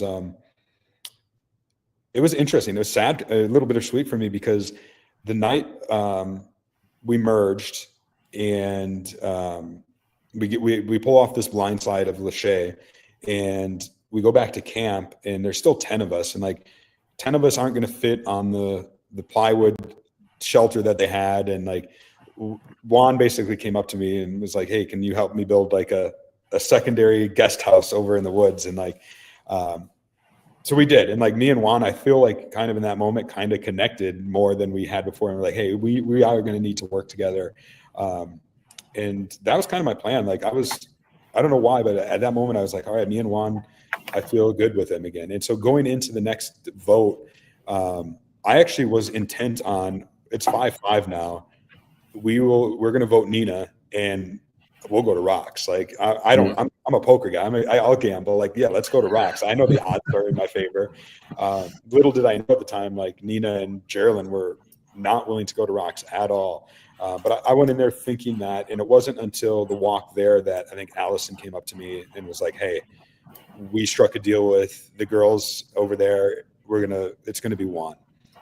And it was another one of those situations where, all right, like, it's not me. I hate to see it, but like me and Juan had a rocky relationship in the game. And it was also blindsiding, the girls over there were about to blindside Rob and Brandon and Isaiah by not including them. And, when you do that, it's a crack, if you will. So I was like, all right, this should shake things up a little bit. And so I just kind of went along with it. Wasn't super thrilled to, but yeah, knew it was probably the best route. So yeah, that's when Juan went. So how was the Grist Food Challenge for you? That's what's next. Oh man, I knew immediately I wasn't going to win. It's a big weakness of mine. You don't want to practice that going into this Reelfoot? It's just not ever going to be a strength of mine. And so I gave it a go. Like I actually lost to Nina as the last person to finish the sardines and wasabi sauce by literally seconds. Like I opened my mouth first, but I still had some that they didn't count. And so yeah, but which was fine though, because the second round I don't get through, and even if I do, yeah. And the sauerkraut is the worst part of that for me, to be honest. But I definitely don't get through the century egg. Like I did not envy, watching that from the sidelines. So like, yeah, that was just one of those like, all right, this challenge just isn't for me. So, all right, so this time Aliana is going to be the vote. Can you walk me through how this happened? Because you, like you said, you will vote for Aliana here against your alliance, essentially. Yeah. It was just a situation where the core four is about to be split up. There's nothing we can do. I've got a good relationship with Rob. I got a good relationship with Isaiah. Like building a relationship with Brandon. Don't really have a relationship with Geraldine or Nina. And it's just like they were all, saying Aliana. Rob really wanted her out. And like I just knew there was nothing I can do. I'm trying to show them that I'm with them for my longevity. And so again, it was just an opportunity for me to continue to show like, hey, I'm doing everything I'm saying I'm doing. I'm trying to work with you guys. Like I wrote her name down. Here's the symbol. And so it was like I really didn't want her to go, but I just knew that it was happening. And so why let the opportunity go to waste? Like it's her vote out can benefit me a little bit, at least by allowing me to continue to build trust with the other people on the other side. So, and that's ultimately, what did happen. So after that first vote out, where Lachey goes home, you have the two beads, right? The beads from Aliana and Allison. Did you just hand those back to them afterwards? No. So it's interesting because I had told Isaiah, like, look, I'll give you my two beads and, keep me around, like let me loop in as another show of trust. I will give you, my two beads, which I did have at the time. They were my two beads, right? They kind of got swapped out for Aliana and Allison's. And I did intend to give them back to them. But like the closed mouth doesn't get fed, right? Like I'm not going to just put food in your mouth. Like ask for these beads back. Otherwise I'm just gonna hold on to them. And they never asked for them back. So I was able to hold on to them for a while. And if they did, I was going to give them back. And I ultimately did give Aliana before she went. She did ask for her bead back and said she wanted to take it for her shadow box. And like, what am I going to do? Say no? Like it's just going to cause waves. And she's an ally of mine. Of course, we at this point, like she had my back. We had a strong relationship. So of course, here's your bead back. And she did end up going home with that bead. but it did make it interesting because when I went back to Isaiah, I'm like, hey man, like here's the bead that like I did give him the other bead from Allison, and I'm like, I'm sorry though, like I couldn't get the other one. I had to give it back to Aliana, and like Isaiah was disappointed. And it's really funny how things work out though too, right? Because had he gotten that second bead from me, apparently he had one. He could have had an idol. Maybe he needed it when he ended up going, but he lost one. Like, I don't know. It's just weird circumstances. I'm glad in hindsight that Aliana asked for her bead back and that I did give it to her. So, well, especially that you catch votes, that tribal council, right? And maybe that wouldn't have happened otherwise, but like, but yeah, we'll talk about it. So, yeah, so Aliana goes out. It's 6-3. Is there any fallout with Jessica and Allison, given that you just voted for Aliana? No, I don't think so. I don't even remember if they noticed, or if they did, I was able to just explain to them like, hey, we knew it was going to be her. I'm simply just trying to build trust, and I'm making, leeway there. And I was in my mind, like, I didn't like that Brandon asked me to leave 2 beads. It was like a power move, ultimatum. Like usually I'd say fuck off, and fight it back on it. But like, sometimes you got to bite your tongue. And so that was one of those situations. And, but I knew like this point was coming. I knew that Rob was, I was checking in with Rob frequently. Like the thing with Rob, I think, was early on, he was burned by the Trav vote. And then whenever he tried to do something, somebody would betray him, right? He would say something and then they would go tell somebody else, and that information would always get back to him. And I think he was really hesitant because of that. And so like with my dealings with Rob, I did what I said. Whatever he told me, I kept to myself. I tried to be the person he wanted to work with, right? Mm-hmm.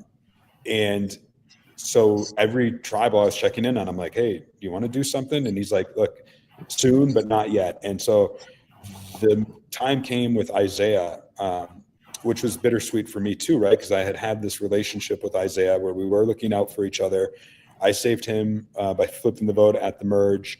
He saved me by, I know he was keeping my name away from when Juan went. I was going to be an option, but they were able to, he and whoever, Brandon or whatever, Rob maybe, but like collectively, we're always able to push it a little bit away from me, which is what my goal was. But this particular vote, Isaiah did come up to me and pulled me aside and was like, at this point, I knew a plan had been hatched for Isaiah. And he pulled me aside and, I was ready to hear like, all right, what plan do you have, Isaiah, that I can finally be included in? But it wasn't that. It was, hey, like I did what I could, but it looks like this is your time, right? Like I can't push it off you anymore. This is even after you've given him that bead. Yeah. And so in that moment, it was like, yeah, we had this agreement to look out for each other, which we have done. And we have this agreement to tell each other, I guess, if we're in trouble. And he's telling me I'm in trouble. I mean, he's telling me I'm going. And like, I don't know if he was hurt after the game or what. I hope he understands. Like, at this point, it was, you just told me it's going to be me. And I'm writing, you're writing my name down. It's like, I don't have a problem writing, your name down. Like, this is the only way I survive. Mm-hmm. And so, I did end up becoming part of that plan to blindside Isaiah. Because it just reached a point like, yes, I still love him. Really did want to work with him as much as we could. But like, just because we started on different tribes and the relationships that we had, like we were only able to work together so much and for so long. And that was the point where it was either going to be me or him. And, that's also when Rob wanted to make his move and kind of change the game in a lot of regards. So, mm-hmm. So what do you mean by that? How does the game change with Isaiah out here? I mean, it flipped the script and who it gave some agency in the game to, right? Primarily Rob, I would say, right? Because Rob pulls that off. It became pretty clear, I think, at that time that Rob and Nina were working very closely together, that me and Allison were fairly close, and Jess there too, of course. But Geraldine and Brandon and Isaiah, how they all fit into it was, I feel like Isaiah was a a common thread. I know that Brandon's paranoia was running rampant at that time, which wasn't doing him any favors, because he even talked to me about it. I was very intentional when I do this. I don't know how it was perceived by others, but like I'm a patient guy. In poker, you got to be patient, and I don't panic very much. Like it maybe in the inside I'm screaming and I'm scared, but like I'll have my poker face on. And so like when people are running into groups, there's many shots of me in the background of like just chopping something with the machete. Like I don't care. Let people scramble. Like I'll go do, like I don't feel paranoia like a lot of the other people do. And so I've just had a more laid back approach, I think, and I think that maybe helped also take the threat level down a little bit. I don't know where I was going with that, but with the Isaiah thing, yeah. So I knew with him going, with Rob kind of aligning with us and blindsiding Geraldine, and then pulling it on Brandon last minute, that it just flipped the script in terms of who kind of, for the first time since Inada and kind of the start of the merge, like I just really had to retreat to move forward. I know that's an oxymoron in some regards, but like after the Lachey vote, I knew like I just need to pull back. I need to just blend in, build trust, and bide my time until a move will inevitably be made, and then I can be part of that move, and then I will once again have some power and agency in the game. And that's what that moment was with Rob switching things up, opening it up. Nina joins in. It just put me in a better position, and I think that's about the time where we started talking about like me, Allison, Rob, and Nina, Final Four type of thing. So. Okay, I was about to ask about that, like, when does that start coming together? And is Allison like the common thread bringing the four of you together, or like? But you said you're already having those conversations with Rob, so it probably feels more natural to kind of bring something together. Yeah, I think little did I know that Rob and Allison had formed a very strong, connection with Nina as well. I really didn't see that a ton in the game, especially between Rob and Allison. I had built a really good relationship with Rob, I felt. So there was a moment where I think it was the Isaiah vote, perhaps, where like he lost immunity for the first time. He had won it for 3, or maybe it was, no, he had won immunity in that one. Yeah. It was he's going to lose immunity at Final Six. Yeah. So there was a moment though where there was just a moment where he was worried, and I'd done everything I said, and like I just looked him in the eyes and just like, I'm telling you as a man, like I am not writing your name down.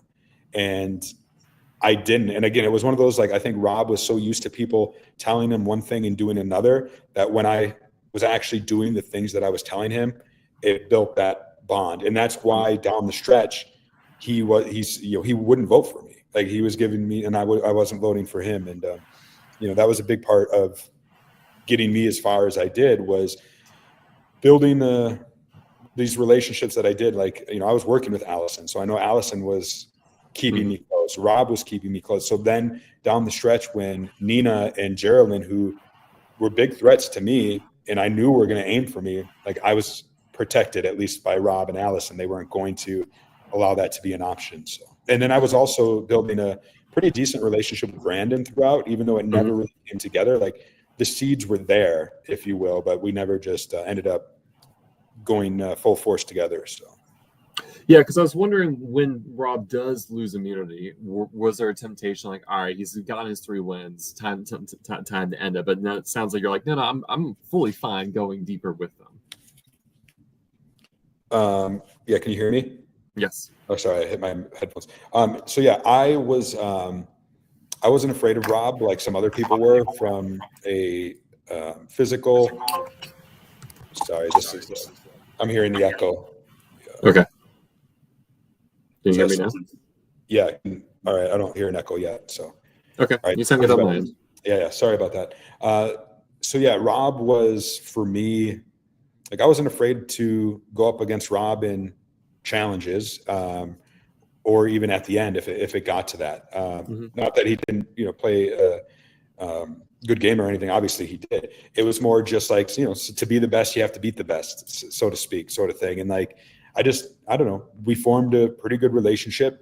I, wouldn't have been able to get in the position that I was in the game if not for Rob wanting to make some sort of move, right? And so kind of just always appreciated that that opportunity, if you will. And I mean, obviously in hindsight, knowing that what ended up happening with Rob, like, yeah, maybe we do take him out there and see what happens. But at the time, I had in my mind, like a pretty, I don't want to say clear path, because I knew immunities were going to come into play, but like I saw a path to the end, and it involved Rob and Allison. So that's kind of why, the votes went the way they did. The Jess vote, to talk about that just real quick. So this was the one where I stepped out of an immunity because there was some sort of an advantage to be had. The production said, if you give everybody who's went to Outcast got to give a stamp, and if you step out, whoever has the most stamps will win something. We don't know what it is, but if you step out and you don't win, then you lose your chance of competing in immunity. And again, maybe it's just it was twofold: the gambler in me, and like I was going to step out, and I said it out loud, like I'm going to do it, and I said it out loud like that because I also know how risk adverse people in general can be. And so I just figured, like, if I am bold, confident, and say I'm going to do it, like it's going to scare some people from doing it. And sure enough, I was the only one who stepped out. And it's funny because I did think I probably had like maybe 2 people stamps or something. As it turned out, I had 0. I learned that after the game. So if anybody else would have stepped out, it would have been. And you don't even know what it's for. You just know it's an advantage, right? Yeah, so we just know that it's an advantage of some sort, and that whoever gets this advantage can also go to the movie night, right? So the winner of that, the advantage and reward. Yeah, and so I don't know. I think the seeds were there. Like, well, if that's part of it, it would imply that the person's going to be around, right? Like you can't go to if you're voted out. But we started thinking, like, okay, what could it be? Because Rob ended up winning immunity. And so I know I'm supposed to go to a movie night with Rob. There's 7 of us left. And I went through the scenarios of what it could be. I thought it was most likely going to be safety without power, where I just get to leave tribal council. I was like feeling pretty confident that that's what it was going to be. I did think if it was an extra vote or a steal a vote, that was a strong likelihood too, just given that there were 7. And my plan at that moment, it would have been to do what I could to save Jess. Me and Jess had an awesome relationship in the game. She, I think, was the person that whenever I talked to, I knew that it was genuine and that it was truthful. Like it was just a pure person to work with, if you will. And so I really did want to save her if I could. And that's what sucked, because when they gave it to me, they said, you can read this aloud or you can keep it to yourself. And I sat there at tribal and I read it, and it said that basically just that you're safe. You can tell your tribe if you want, or you don't have to. And it's bittersweet, right? Because in that moment, it's like, yeah, I'm safe. Great. But there's nothing I can do to save Jess, I don't think. I think Allison had said that Geraldine was going to vote with us to get out Brandon. But I don't know. I just figured that, like, the situation, it didn't make sense. I didn't think it was going to happen. I actually think I turned to Geraldine, and like she was next to me, and I just to make sure, like, are you voting Brandon or you're voting Jess? I don't remember what I said, but she confirmed that she was going to vote for Jess. And that's when I felt like I don't like live tribals a lot. But I did stand up because I needed to go to the other side where Allison and Jess were, and just let them know, like, hey, this isn't what we had hoped. This isn't there's nothing I can do to save Jess right now. And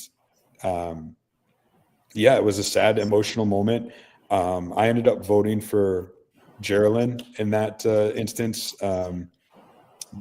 Just number one, I just got to the voting booth and I couldn't vote Jess. Like I wanted to, that's what I told people I was going to vote for, Rob and stuff. So I wanted to live up to that, but I just couldn't in the moment. I couldn't do it to Jess.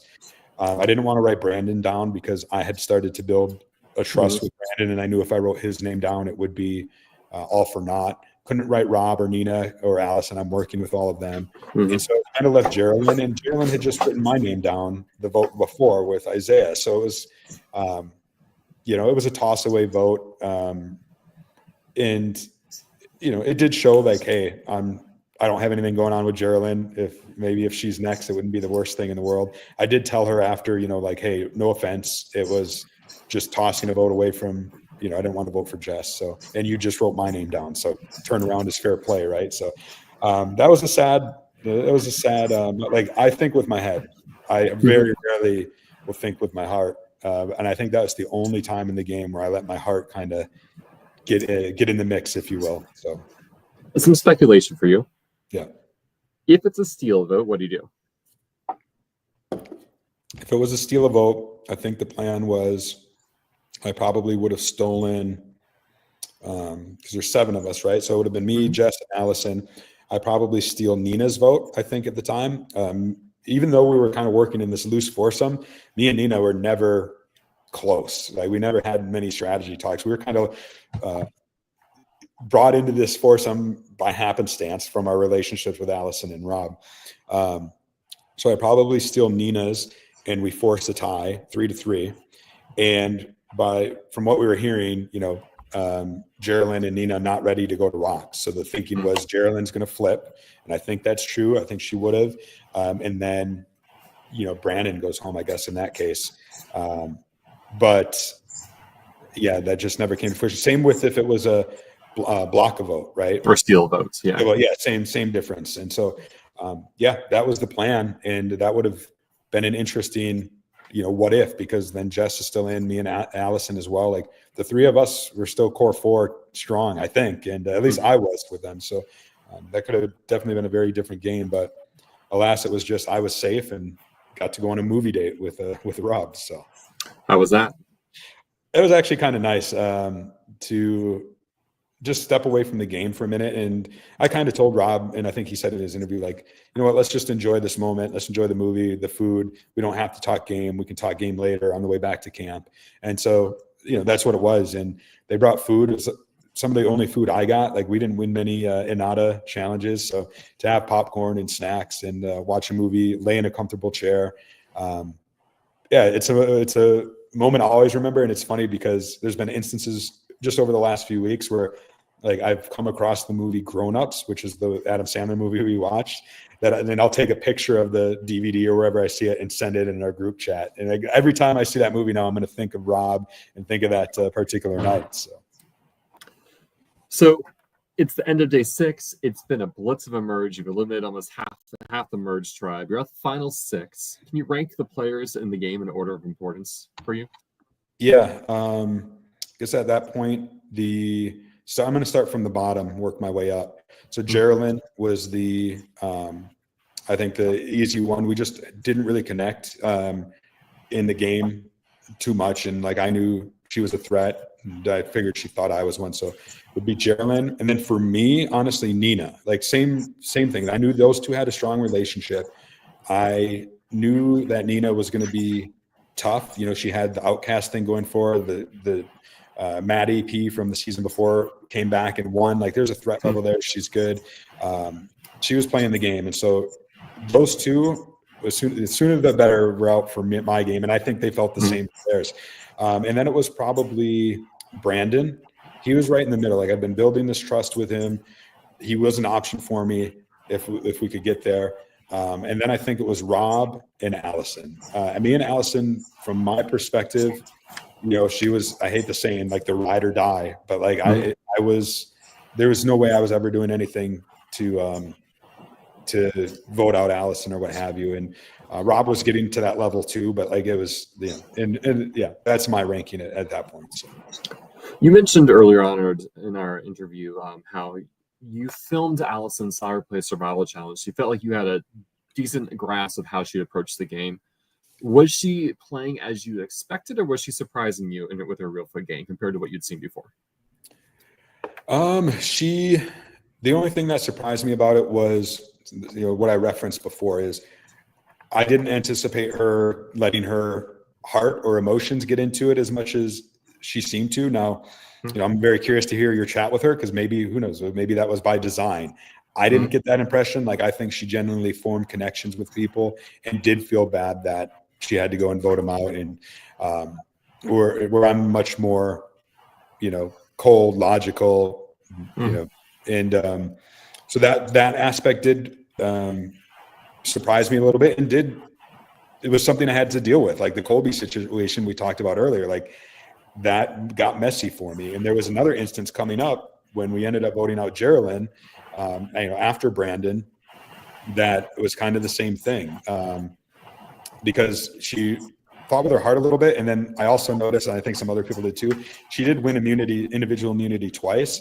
And when she got that individual immunity and she knew she was safe, she got a little more willing to, like, she felt the power, she got a little power hungry when she had that immunity necklace around her neck. So day 7, that opening, the first immunity challenge, the puzzle challenge, which I knew you were excited for puzzles you practice, but Nina beast through it, especially with Geraldine and Allison kind of helping her manage the water in her bucket. Yeah, that one was so disappointing because that pyramid thing, like when they showed us the result or how to do it, the answer to it is like, how could we not get this? Like the 5 of us couldn't, and Nina got it in 3 seconds, how she knew it. It was just disappointing for me in terms of, like, I've been looking forward to puzzles, and the Tower of Hanoi, I know that would have been easy, and word puzzles are like my jam. Like I'm very confident, as a writer, a journalist. And so I feel like I would have solved that last one pretty quickly too, but just never got there. And it was a little bit of a surprise to see Allison, especially not Geraldine so much, start to feed Nina's bucket. And that was the start, a little bit of a worry for me of like, ooh, are these 3 girls gonna get together and do something? What's going on here? So I'm gonna guess that Brandon is not who you want to see go out at Final 6. I mean, if I had my choice, I would have have been Nina or Geraldine, but I just knew that wasn't going to be the case the way it stacked up, right? So for Geraldine, for Brandon, like this was their opportunity to take Rob out, right? Because Rob didn't win immunity for the first time in 4 immunity challenges, and it's not. I mean, that's true. I told them, I agree. Yeah, like this is when I'm going to vote. But like at this point, my relationship with Rob was pretty strong. This is when we kind of had the, in my mind, like this final 4 that we're going to work towards. Rob has Nina. I have Rob. Rob has me. I have Allison. Like we just had all the only one that wasn't connected there was me and Nina, right? But we were all interwoven, and so yeah, Rob I think Rob and Nina or whoever, Allison too, wanted to get Brandon, and Walt, I would have preferred to be Geraldine. I knew that Nina for sure wasn't going to go that way, and I didn't think Allison would either. So it was just one of those where, yeah, I wish it wasn't, because I do think Brandon and I could have worked together in some capacity. We had built trust a little bit, but it never materialized, and I kind of knew that's the way it had to go in that vote. So Brandon goes out, 4 votes him, 2 votes on Rob. At the next challenge, Allison's going to win her first immunity challenge, the leapfrog challenge. She just beats Rob out. This is the vote where Geraldine goes out. Straightforward for you? I know Nina doesn't want it to be Geraldine. No, this wasn't straightforward, actually. This was interesting because it seems like Geraldine's the obvious choice, right? She just voted against Rob. So that opened Rob's eyes to some things, I think, too. And I know that Nina and Geraldine have a super tight relationship. And it was interesting, though, because Allison had the immunity. And like I said, she gets pretty bold when she has it around the neck. She wants to make a move because she knows she's safe. So she came up to me and she's like, hey, I'm scared of Nina. We just seen how she beasted that puzzle challenge. She's going to be, a puzzle threat. And, Geraldine says she'll vote with you and I, and we'll vote out Nina. And like Nina was a big threat for me pretty much the whole game since she came back at Merge. And I was like, that sounds pretty good, actually. Like, she's like, would you do it? And I was kind of like, yeah, I think I probably would. So I think like this was all kind of transpiring as we're walking to tribal. And so like, all right, I'm going to vote with Allison and Geraldine, and we're going to get out Nina. And this is this is good for me because it's going to separate the Rob and Nina aspect. Geraldine just voted for Rob. Yes, Rob might feel a little bad that I'm about to do something I said I wasn't going to do, but I was about it. Like, I really was like, all right, Allison, you've convinced me. We're partners in this. This is what you want. I can see how this could be good for me as well. Let's do it. And then 30 seconds later, Geraldine is walking up ahead and talking with Nina and Rob. And I looked at Allison like, fuck, what is she doing? Like, we have this plan and she's up there talking to them right now. Like, you're safe. I'm not safe. There's three of them. Like, this could be getting spun back on me real quick and real easy. Like, I was about to do this and now I'm feeling real uneasy about this thing. And she's like, no, it's good. It's good. And then like, she went and talked to Geraldine again. And then immediately Geraldine was up talking to Nina again. And I just, all of a sudden it was like, no, like this is, if I engage in with this any further, Rob's going to get freaked out. And like, me and Rob have a very, calm, settled thing. I'm like, so like, it got to a point where like, Allison's like, no, it's all good. And it's all good. I'm like, it doesn't seem all good to me. They're up there talking like, and I finally like just kind of put my foot down a little bit and just looked at Allison and I'm like, I am voting Geraldine. Like, that's it. Case closed for me. If something else happens, so be it. But like, I knew that I was voting for Geraldine. I knew that Rob was going to. So unless the three girls came together, which Allison was just targeting Nina, right? And like, so I didn't think that was going to happen. And so, I mean, I really was going to go along with that plan and get Nina out at that point, but just because of Geraldine going up there and talking to them, and I listened to her interview with you, it makes a lot of sense. She was under the impression that Rob was in as part of the plan, and then she realized that she wasn't, and like it just got a little messy, if you will. And it's a shame because like Geraldine was a super strong player and another one of those people who like, man, could have done some damage if we were ever on the same side. So. At the end of the day, I guess, does it matter whether Nina or Geraldine went out here? Because they go out back to back, right? So I'm assuming if Nina goes out 5, Geraldine's also then out at 4. Actually, when you think about it, though, for me personally, I think it does matter in terms of. So that Final Four immunity was my third win, and it was a very important one because I think, I know if Nina wins, then I'm going to be the one to go. Yeah. And so, whereas if, say, it's Geraldine in that situation and Geraldine wins, she might take a shot at Rob as opposed to me, right? So, like in that sense, I do think it matters. That being said, I knew that Geraldine was a strong player, a very savvy player. I had no idea that she was like a last-minute alternate, and she didn't really reveal that until she was exiting Tribal Council. And like, I don't know. If Geraldine makes it to the end, I think she, wins. Like, she turned out to be even a bigger threat than I thought. And with that last minute alternate story, with her being a rookie. So like when she did leave, it was almost like, okay, yeah, that was probably for the better because I think she easily wins if she makes it to the end. So. I was going to say something that I forgot.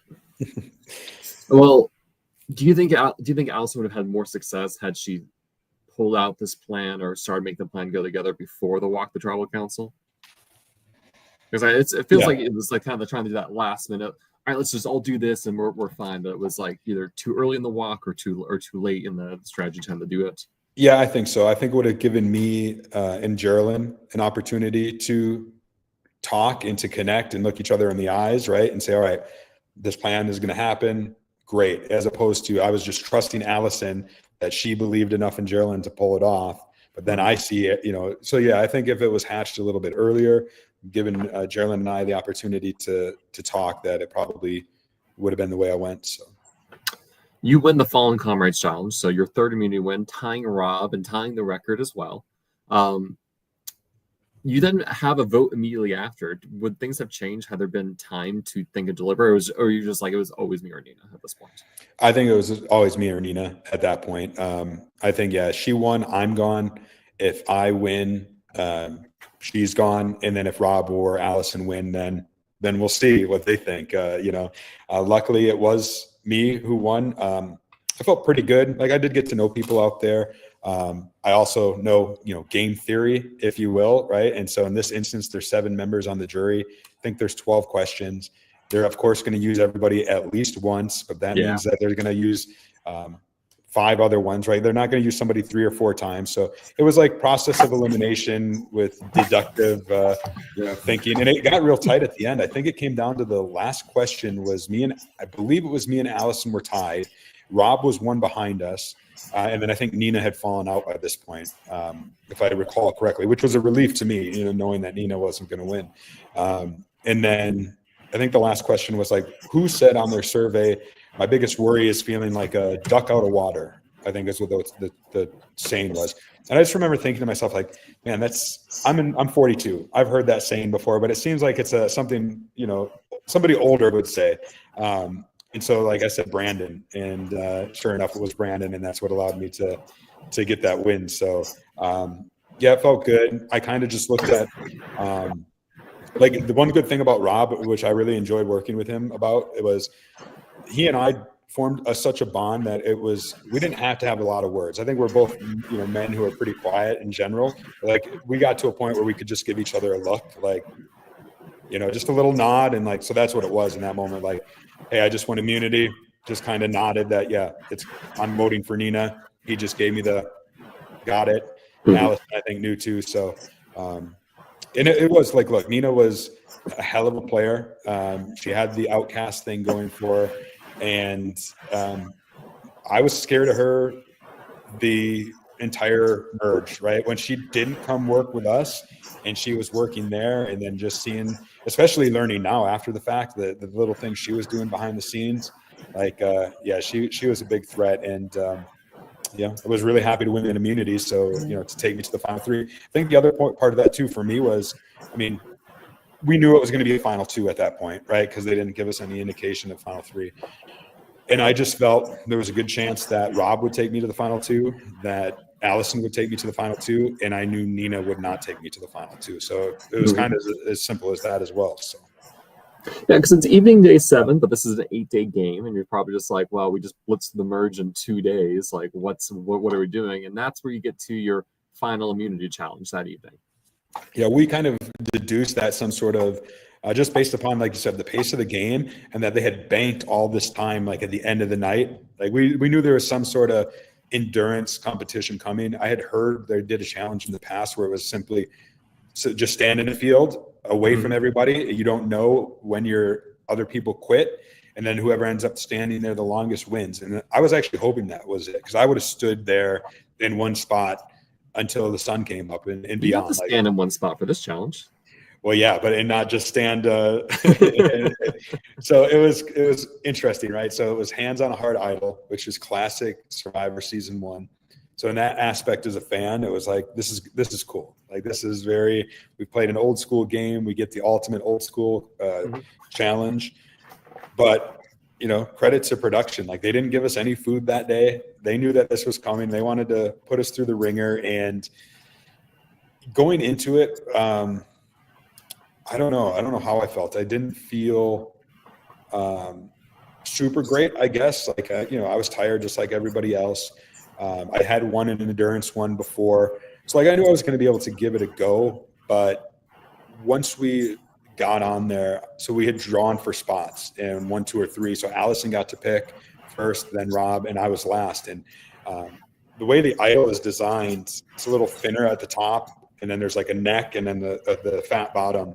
And I ended up being at the bottom, which I do think makes a difference, right? So like Allison was able to like grip the top of the idol like this. Rob was able to choke it, and then I kind of just had to have my hands on it, and because I couldn't grip it, it was so big.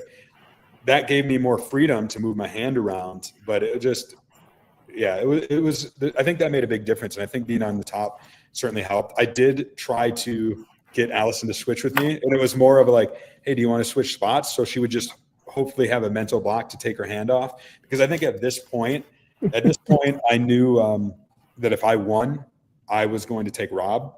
That Allison and I had played like kind of that Kyle Camilla, where we played too similar of games, it would be hard for us to go to the end together. And I just thought my better chance would be against Rob. And so going into that, drawing the last spot, just the way our legs were positioned, the feet, like I'm like, yeah, this doesn't feel good. I had a couple slip up early with balance. I'm like, all right, balance is going to be an issue for me. And then, I got zoned in, and I was trying to keep my blood flowing, because like that was the issue, like your blood flow, you're saying, and I had the most flexibility because, like I said, I could move my hand on the idle. And so it was simple. Had my hand on the idle, it was locked there, and I was looking down at my back foot, like just trying to adjust it to get the blood flowing, and just happened just like that. I don't know, just lose my balance, and your first inclination when you lose your balance is to steady yourself. So I put my other hand, it touched the idle, and that was it. And look, I'm not gonna lie, in the moment, I was like, all right, like I honestly thought at the moment, like Rob will probably take me, Allison will probably take me. And so I was like, just see who wins. I was hoping Rob would win because, I stood a better chance against him in my mind. And little did I know, in hindsight, like knowing what I know now, like neither of them were planning to take me. And so my life, it was on the line. Had I known that, I do think I might have been a little more locked in and focused. But, this is just not the way it went. And I actually kind of knew when Allison won, just based on the reaction that I got from her, like especially, once we got back to camp. It wasn't come up like, hey, we're good, we took this all the way to the end, we did it, there was no celebratory thing. Like, so like I kind of knew, I had this inkling like, shit, like I don't think she is going to take me. And we kind of decided like, you know what, it's been a long day, let's not have any game talk, whatever, we'll have our opportunity tomorrow. And so I laid down in the shelter next to Rob, and Allison was in the hammock, and I just went like, okay, here's the situation, right? I'm not going against Rob. I don't need to make a case against Rob. It's either me or him going against Allison. It's probably going to be him, but I still need to be prepared in case it's me. So I started going through my head. I didn't think I could beat Allison. I did the vote tally in my head, and I thought it would probably be 6-3 in her favor if she took me. But I laid out, okay, like how do I flip 2 votes? Who do I appeal to? I went through all that. I was prepared. And then in the morning, we had when Rob was at confessional, me and Allison had our talk, and vice versa. And she didn't give me any indication like, hey, it's good, you're safe. And so like, I'm a poker player. I read people, I read situations. My hope was that like, all right, Allison, play with your heart one more time. Like, we've been in this the whole time together. We can finally take this to the end. Play with your heart. Because I knew from her perspective too, it was a wiser move for her not to take me, because I was going to do the same thing to her. And that's what happened. And that's why I said, when I got up and then my torch was snuffed, I turned around and I said to her, like, I thought you've played this game a little too much with your heart, and it's good to see you finally played with your head, because I would have done the same thing to you, and I would have. And so I can't fault her for that. And it was bittersweet, obviously, to come so close. But here's the thing, like this was a good validation for me. Was I really didn't know how my game was being perceived by others in the jury, if they thought I was playing a good game, they were respecting it, or if they just thought I was getting lucky or getting pulled along. I really had no good concept of that. And so when I got to the jury house and everybody was like, oh no, like they were so disappointed, and they're like, oh yeah, if you would have made it, you would have won. And like to see that support or that recognition of the game that I did play, like, yeah, I didn't win, but like that meant a lot to me. And like, look, if you look back at the history of Survivor, a lot of great players got voted out in 3rd place. It's almost like a badge of honor in some regards. So that really did mean a lot to me. It was just, it was a little bit surprising, but refreshing. And, just made me feel proud. And like, I think I left maybe aside from Rob, who, ultimately won, I think I left the game feeling like a winner more than anybody else, even though I technically finished 3rd place. Like I told a couple of people after the game that night, like, you don't have to necessarily win to feel like a winner. And I think that encompassed my game quite a bit. So it's the game with 17 people who lose, right? And so a lot of it's like, hey, I'm likely not going to win.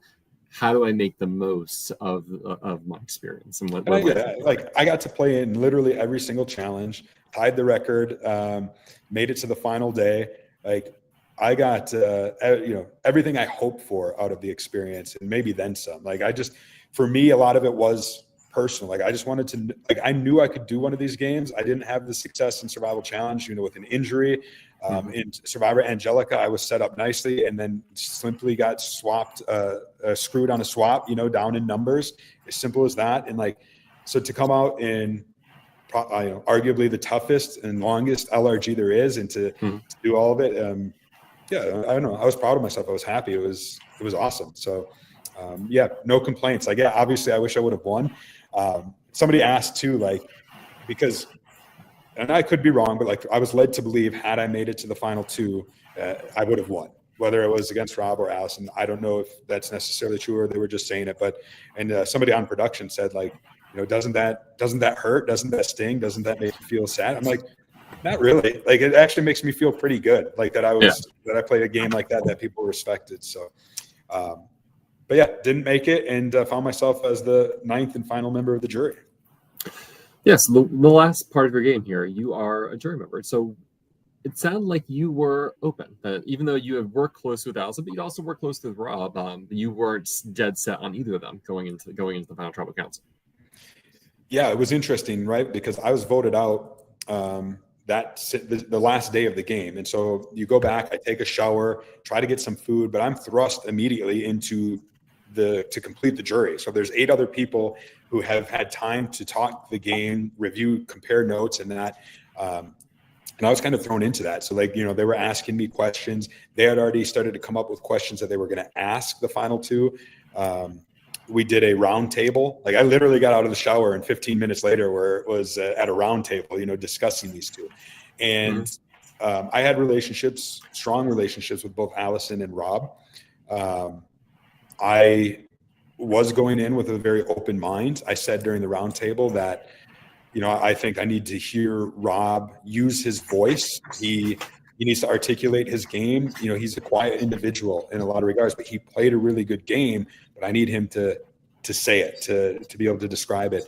I won't lie. Like going into the tribal, like I had been playing the game with Allison right from the get-go. So whilst it wasn't a given that my vote was going to go to her, like I do think I went into that final tribal expecting it to give it to her. Like I needed to be won over. And ultimately I was, I did vote for Rob, and it boiled down to others have talked about it. Allison's final speech in that she said, like she had 5 number ones. Yeah. And in my mind, she's always been my number one. In my mind, I was always that number one. So like when I got up to give my speech, or ask my question, give a speech, and I said it, I compared them, like, hearing you say that you had 5 other number ones kind of reminds me of the time that my ex told me that they had 5 other people they were seeing. Like, and it kind of did. Like it just felt like it took what I thought was a very special, intimate relationship that got us through the game.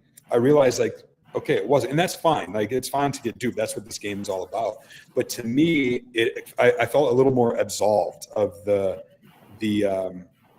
loyalty aspect of it, if you will, right? Like, all right, clearly my relationship and how I perceived this relationship wasn't as valued or appreciated because you had 5 other number ones, which that's fine. That's good gameplay. But I just felt then at that point, all right, removing that aspect from it, what else is important to me in a game like this, right?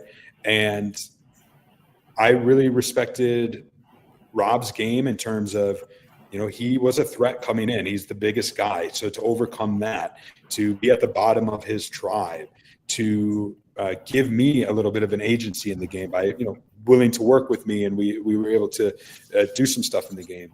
Whereas with Allison, she played a great game, don't get me wrong, but she took a very different route. As she said in her speech, she was very insulated thanks to all the relationships that she made, which is a perfectly viable route there.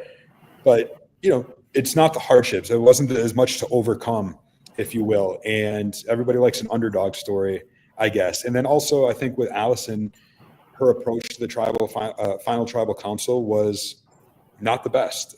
She came in very confident, and I know she was manifesting the win, and she was very positive about that. But I think it maybe came across a little too overconfident. I think when it comes to the world in general, but especially in Survivor, a saying that I always like is, I stopped trying to set the world right, but instead try to set myself right in the world. Mm-hmm. And I think Allison did the opposite in the final tribal council. She was trying to set the world right, the world being Surviving Reelfoot, First Fire, the jury. She was trying to take her world and put it on the jury, if that makes sense. Mm-hmm. Right? So like she was talking about how her game, what she did, she had 5 number ones and it was her world. And whereas I think when you're appealing to a jury, you need to kind of do the opposite. You need to set yourself right in their world, right? So instead of saying that you had 5 number ones, that hurts a little bit. Instead, say, I had 5 people I was working really closely with, and here's why you were important to my game, right? Mm-hmm. And then literally, individually, appeal to the people. Tell them why they were important to your game or why they were a threat. Everybody likes to have their ego stroked a little bit or to made to feel important in the aspect of the game. And I don't think she did a great job of that, and I think Rob did, a little bit better of a job. And I think Rob's answers were a little bit better. For my question in particular, I was, asked him like, did you ever consider taking me to the final 2? Was that ever a thing? And he just said, no. Like, all right, I respect that honesty. Whereas when I asked Allison, I think I asked her like, do you think you did more for my game or that I did more for yours? And kind of just got a non-answer back in some regard. And so I don't know, for me, I'm not trying to criticize her to be too critical of Allison's game because she did play a really good game and I really enjoyed playing it with her to the end. Mm-hmm. But when it came down for me in my personal vote, it was, all right, what do I value in a game of Survivor and in a game that somebody played? And Rob just encompassed more of those elements than Allison did. So I just felt like, all right, I'm going to reward him with my vote. How was the after party? It was, it was a whirlwind in terms of like that morning we woke up still in the game. I still had a shot at it. And then 7 hours later, I'm in a brewery, I did enjoy it though. It was fun to open up, get to meet some of the people who I didn't in the game. And I can only imagine the pressure, for Allison and for Rob. I know that, it was awkward for Allison because she did think she was going to win and then she didn't in, a very public space. So I know she took that pretty hard for a little while, but it was fun. I like the award show. The production gets to cut loose a little bit. You get to mingle. It was a nice way to, for me at least, like, I don't know. I really enjoyed it. It was nice to get to know everybody and to talk and be done with the game. I know Rob and Allison weren't done with the game because the winner hadn't been revealed quite yet, but yeah, I enjoyed it. Anything else about your experience or time at Reelfoot you want to talk about that we haven't had a chance to get to? Oh, I don't know I think we encompassed it pretty well. And I hope there were so many people in the game that were important to my game. And so many people I enjoyed playing the game with. There were only 2 people that I really didn't have much of an interaction with, and that was Janai. But luckily, I was able to ride in with her, right? So I still, we didn't really have much overlap in the game, but I still got to, know her a little bit. And then vice versa, Trav was the one who was like, damn, I wish I would have had a chance to play with Trav. And both I didn't get the chance to play with him. We actually ended up riding together back to the airport to Nashville. And so we spent time together after the game, which was a lot of fun to just talk about the games. And he definitely would have been a fun one to play with. So. Well, I have some wrap-up questions for you. I think I have a couple ideas the answers you'll give for them, but we'll see if they change. What's one piece of advice you can give yourself if you can go back in time and tell yourself anything before the game began? Gosh, what would it be? It would probably 2 million be steps. Yeah, 2 million steps. That would have been tough. I think it would have probably been just to take opportunities to take a step back and reevaluate, right? So like maybe I was too trusting and blindly trusting in the relationship I had with Allison, and I didn't necessarily see that she had a strong relationship with Rob or a strong relationship with Aliana or Jess, right? Like I was just assuming that I was that strongest link, and that doesn't appear to be the case. So just take at least the opportunity to reconsider it, to revisit it. And sometimes easier said than done because the game flow goes fast, but there is downtime when you're laying there at night. And so I would tell myself, like, just reevaluate, reprocess, and recalibrate if needed. Do you prefer swaps or no swaps? I mean, because I've had the most success with no swaps by far, and I got swap screwed in, being down in numbers in another game, I would probably say, I guess, no swaps. But even though, like, I say that, but look, I actually like the things getting shaken up a little bit. I don't mind a little bit of a chaotic game, and swaps do add that element into it. So I'd roll with whatever. But yeah, if I play another game, I guess I would prefer there to be swaps. So. Should every game have a redemption component? The gamesman in me says no, right? So like there's a thing in poker. Yeah. So poker, there's a freeze out, which means you get one try, and when you're done, you're out. And then there are tournaments that have re-entry or rebuy, where if you're out, you can just rebuy and enter again, right? And the thinking is this: I prefer freeze outs, or I prefer a survivor game where like when you're out, you're done. But I also am kind to the fact of like, if somebody's taking time away from their family, investing money for travel and hotel, taking times out of their life, like it would suck to travel and be the first one out and then adventure over. So like, I don't mind the second chance, the battle back aspect of it, because I think everybody should have a good and full experience, and that gives, more of an experience than just being one and done. So what was your favorite challenge? For my favorite challenge from a team aspect and having the most fun was Sumo at Sea. Mm-hmm. My favorite challenge from a personal aspect was I don't know what it was called, but where you had the endurance with the rebar. Oh, hold on. Sumo at Sea is a very one-on-one type of individual challenge. Yes, you're in a team, but still just you competing against someone.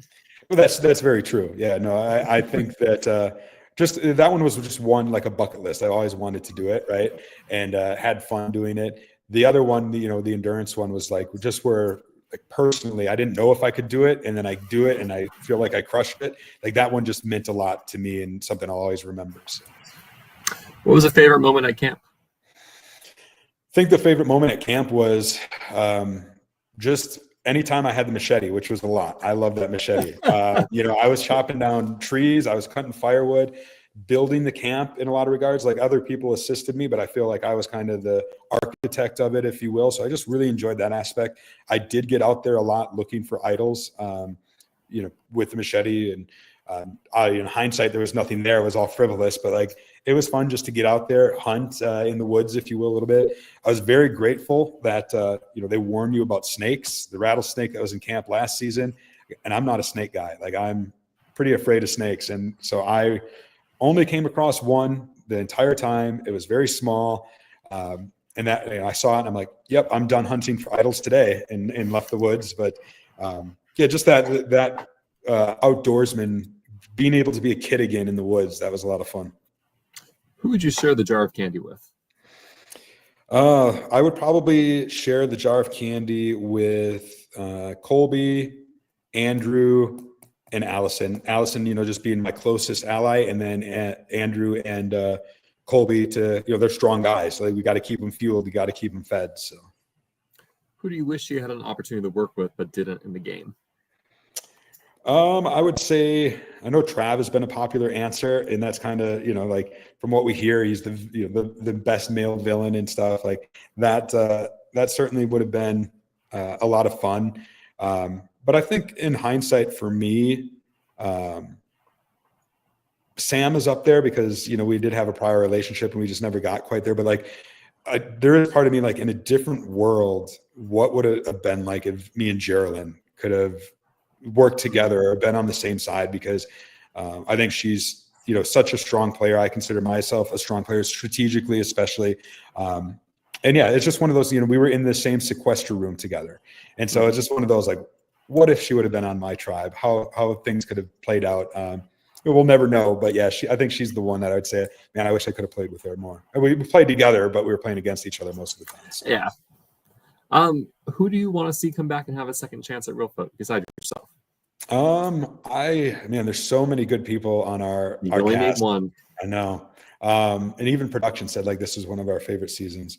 We'll take that personally, production.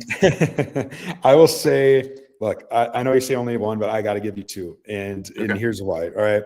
So I do think Colby deserves another shot. Like, he is, I think he's 20. Like, I even said it in the game. Like, Colby in 10 years from now is going to be on the Real Show and he's going to crush it. Like, he had so much game to give. And like, I think he would learn so much from this experience of what not to do or what could be done different. Like, if given a second chance, I think he would make the most of it. And then I also feel the same way about Juan. Juan was,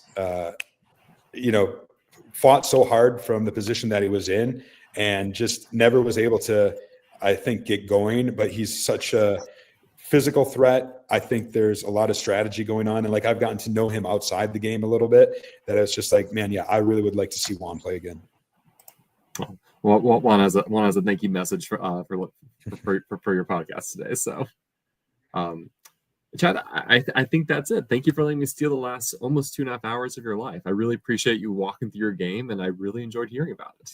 Yeah, no, I appreciate you giving me and everybody else the opportunity. It's fun to hear their perspectives. It's fun to hear, like with Jay West, I played with him for a little bit, but I had no glimpse into the outcast life. So I really enjoy like getting to hear that. And look, I think most people you're going to talk to is going to say that this was the adventure of a lifetime. And it really was. Like, the Reelfoot experience for me, and I've done a lot of cool shit in my life. Like, I've got a very interesting career. I've gotten to travel. I've gotten to do some stuff. But like, those 8 days in the woods of Western Tennessee are, among the most fun I've ever had. So I'm very thankful for the opportunity to have played. I'm very thankful for the opportunity to have done well and get to know the people I did. And then thankful for the opportunity to chat with you. It's been a lot of fun.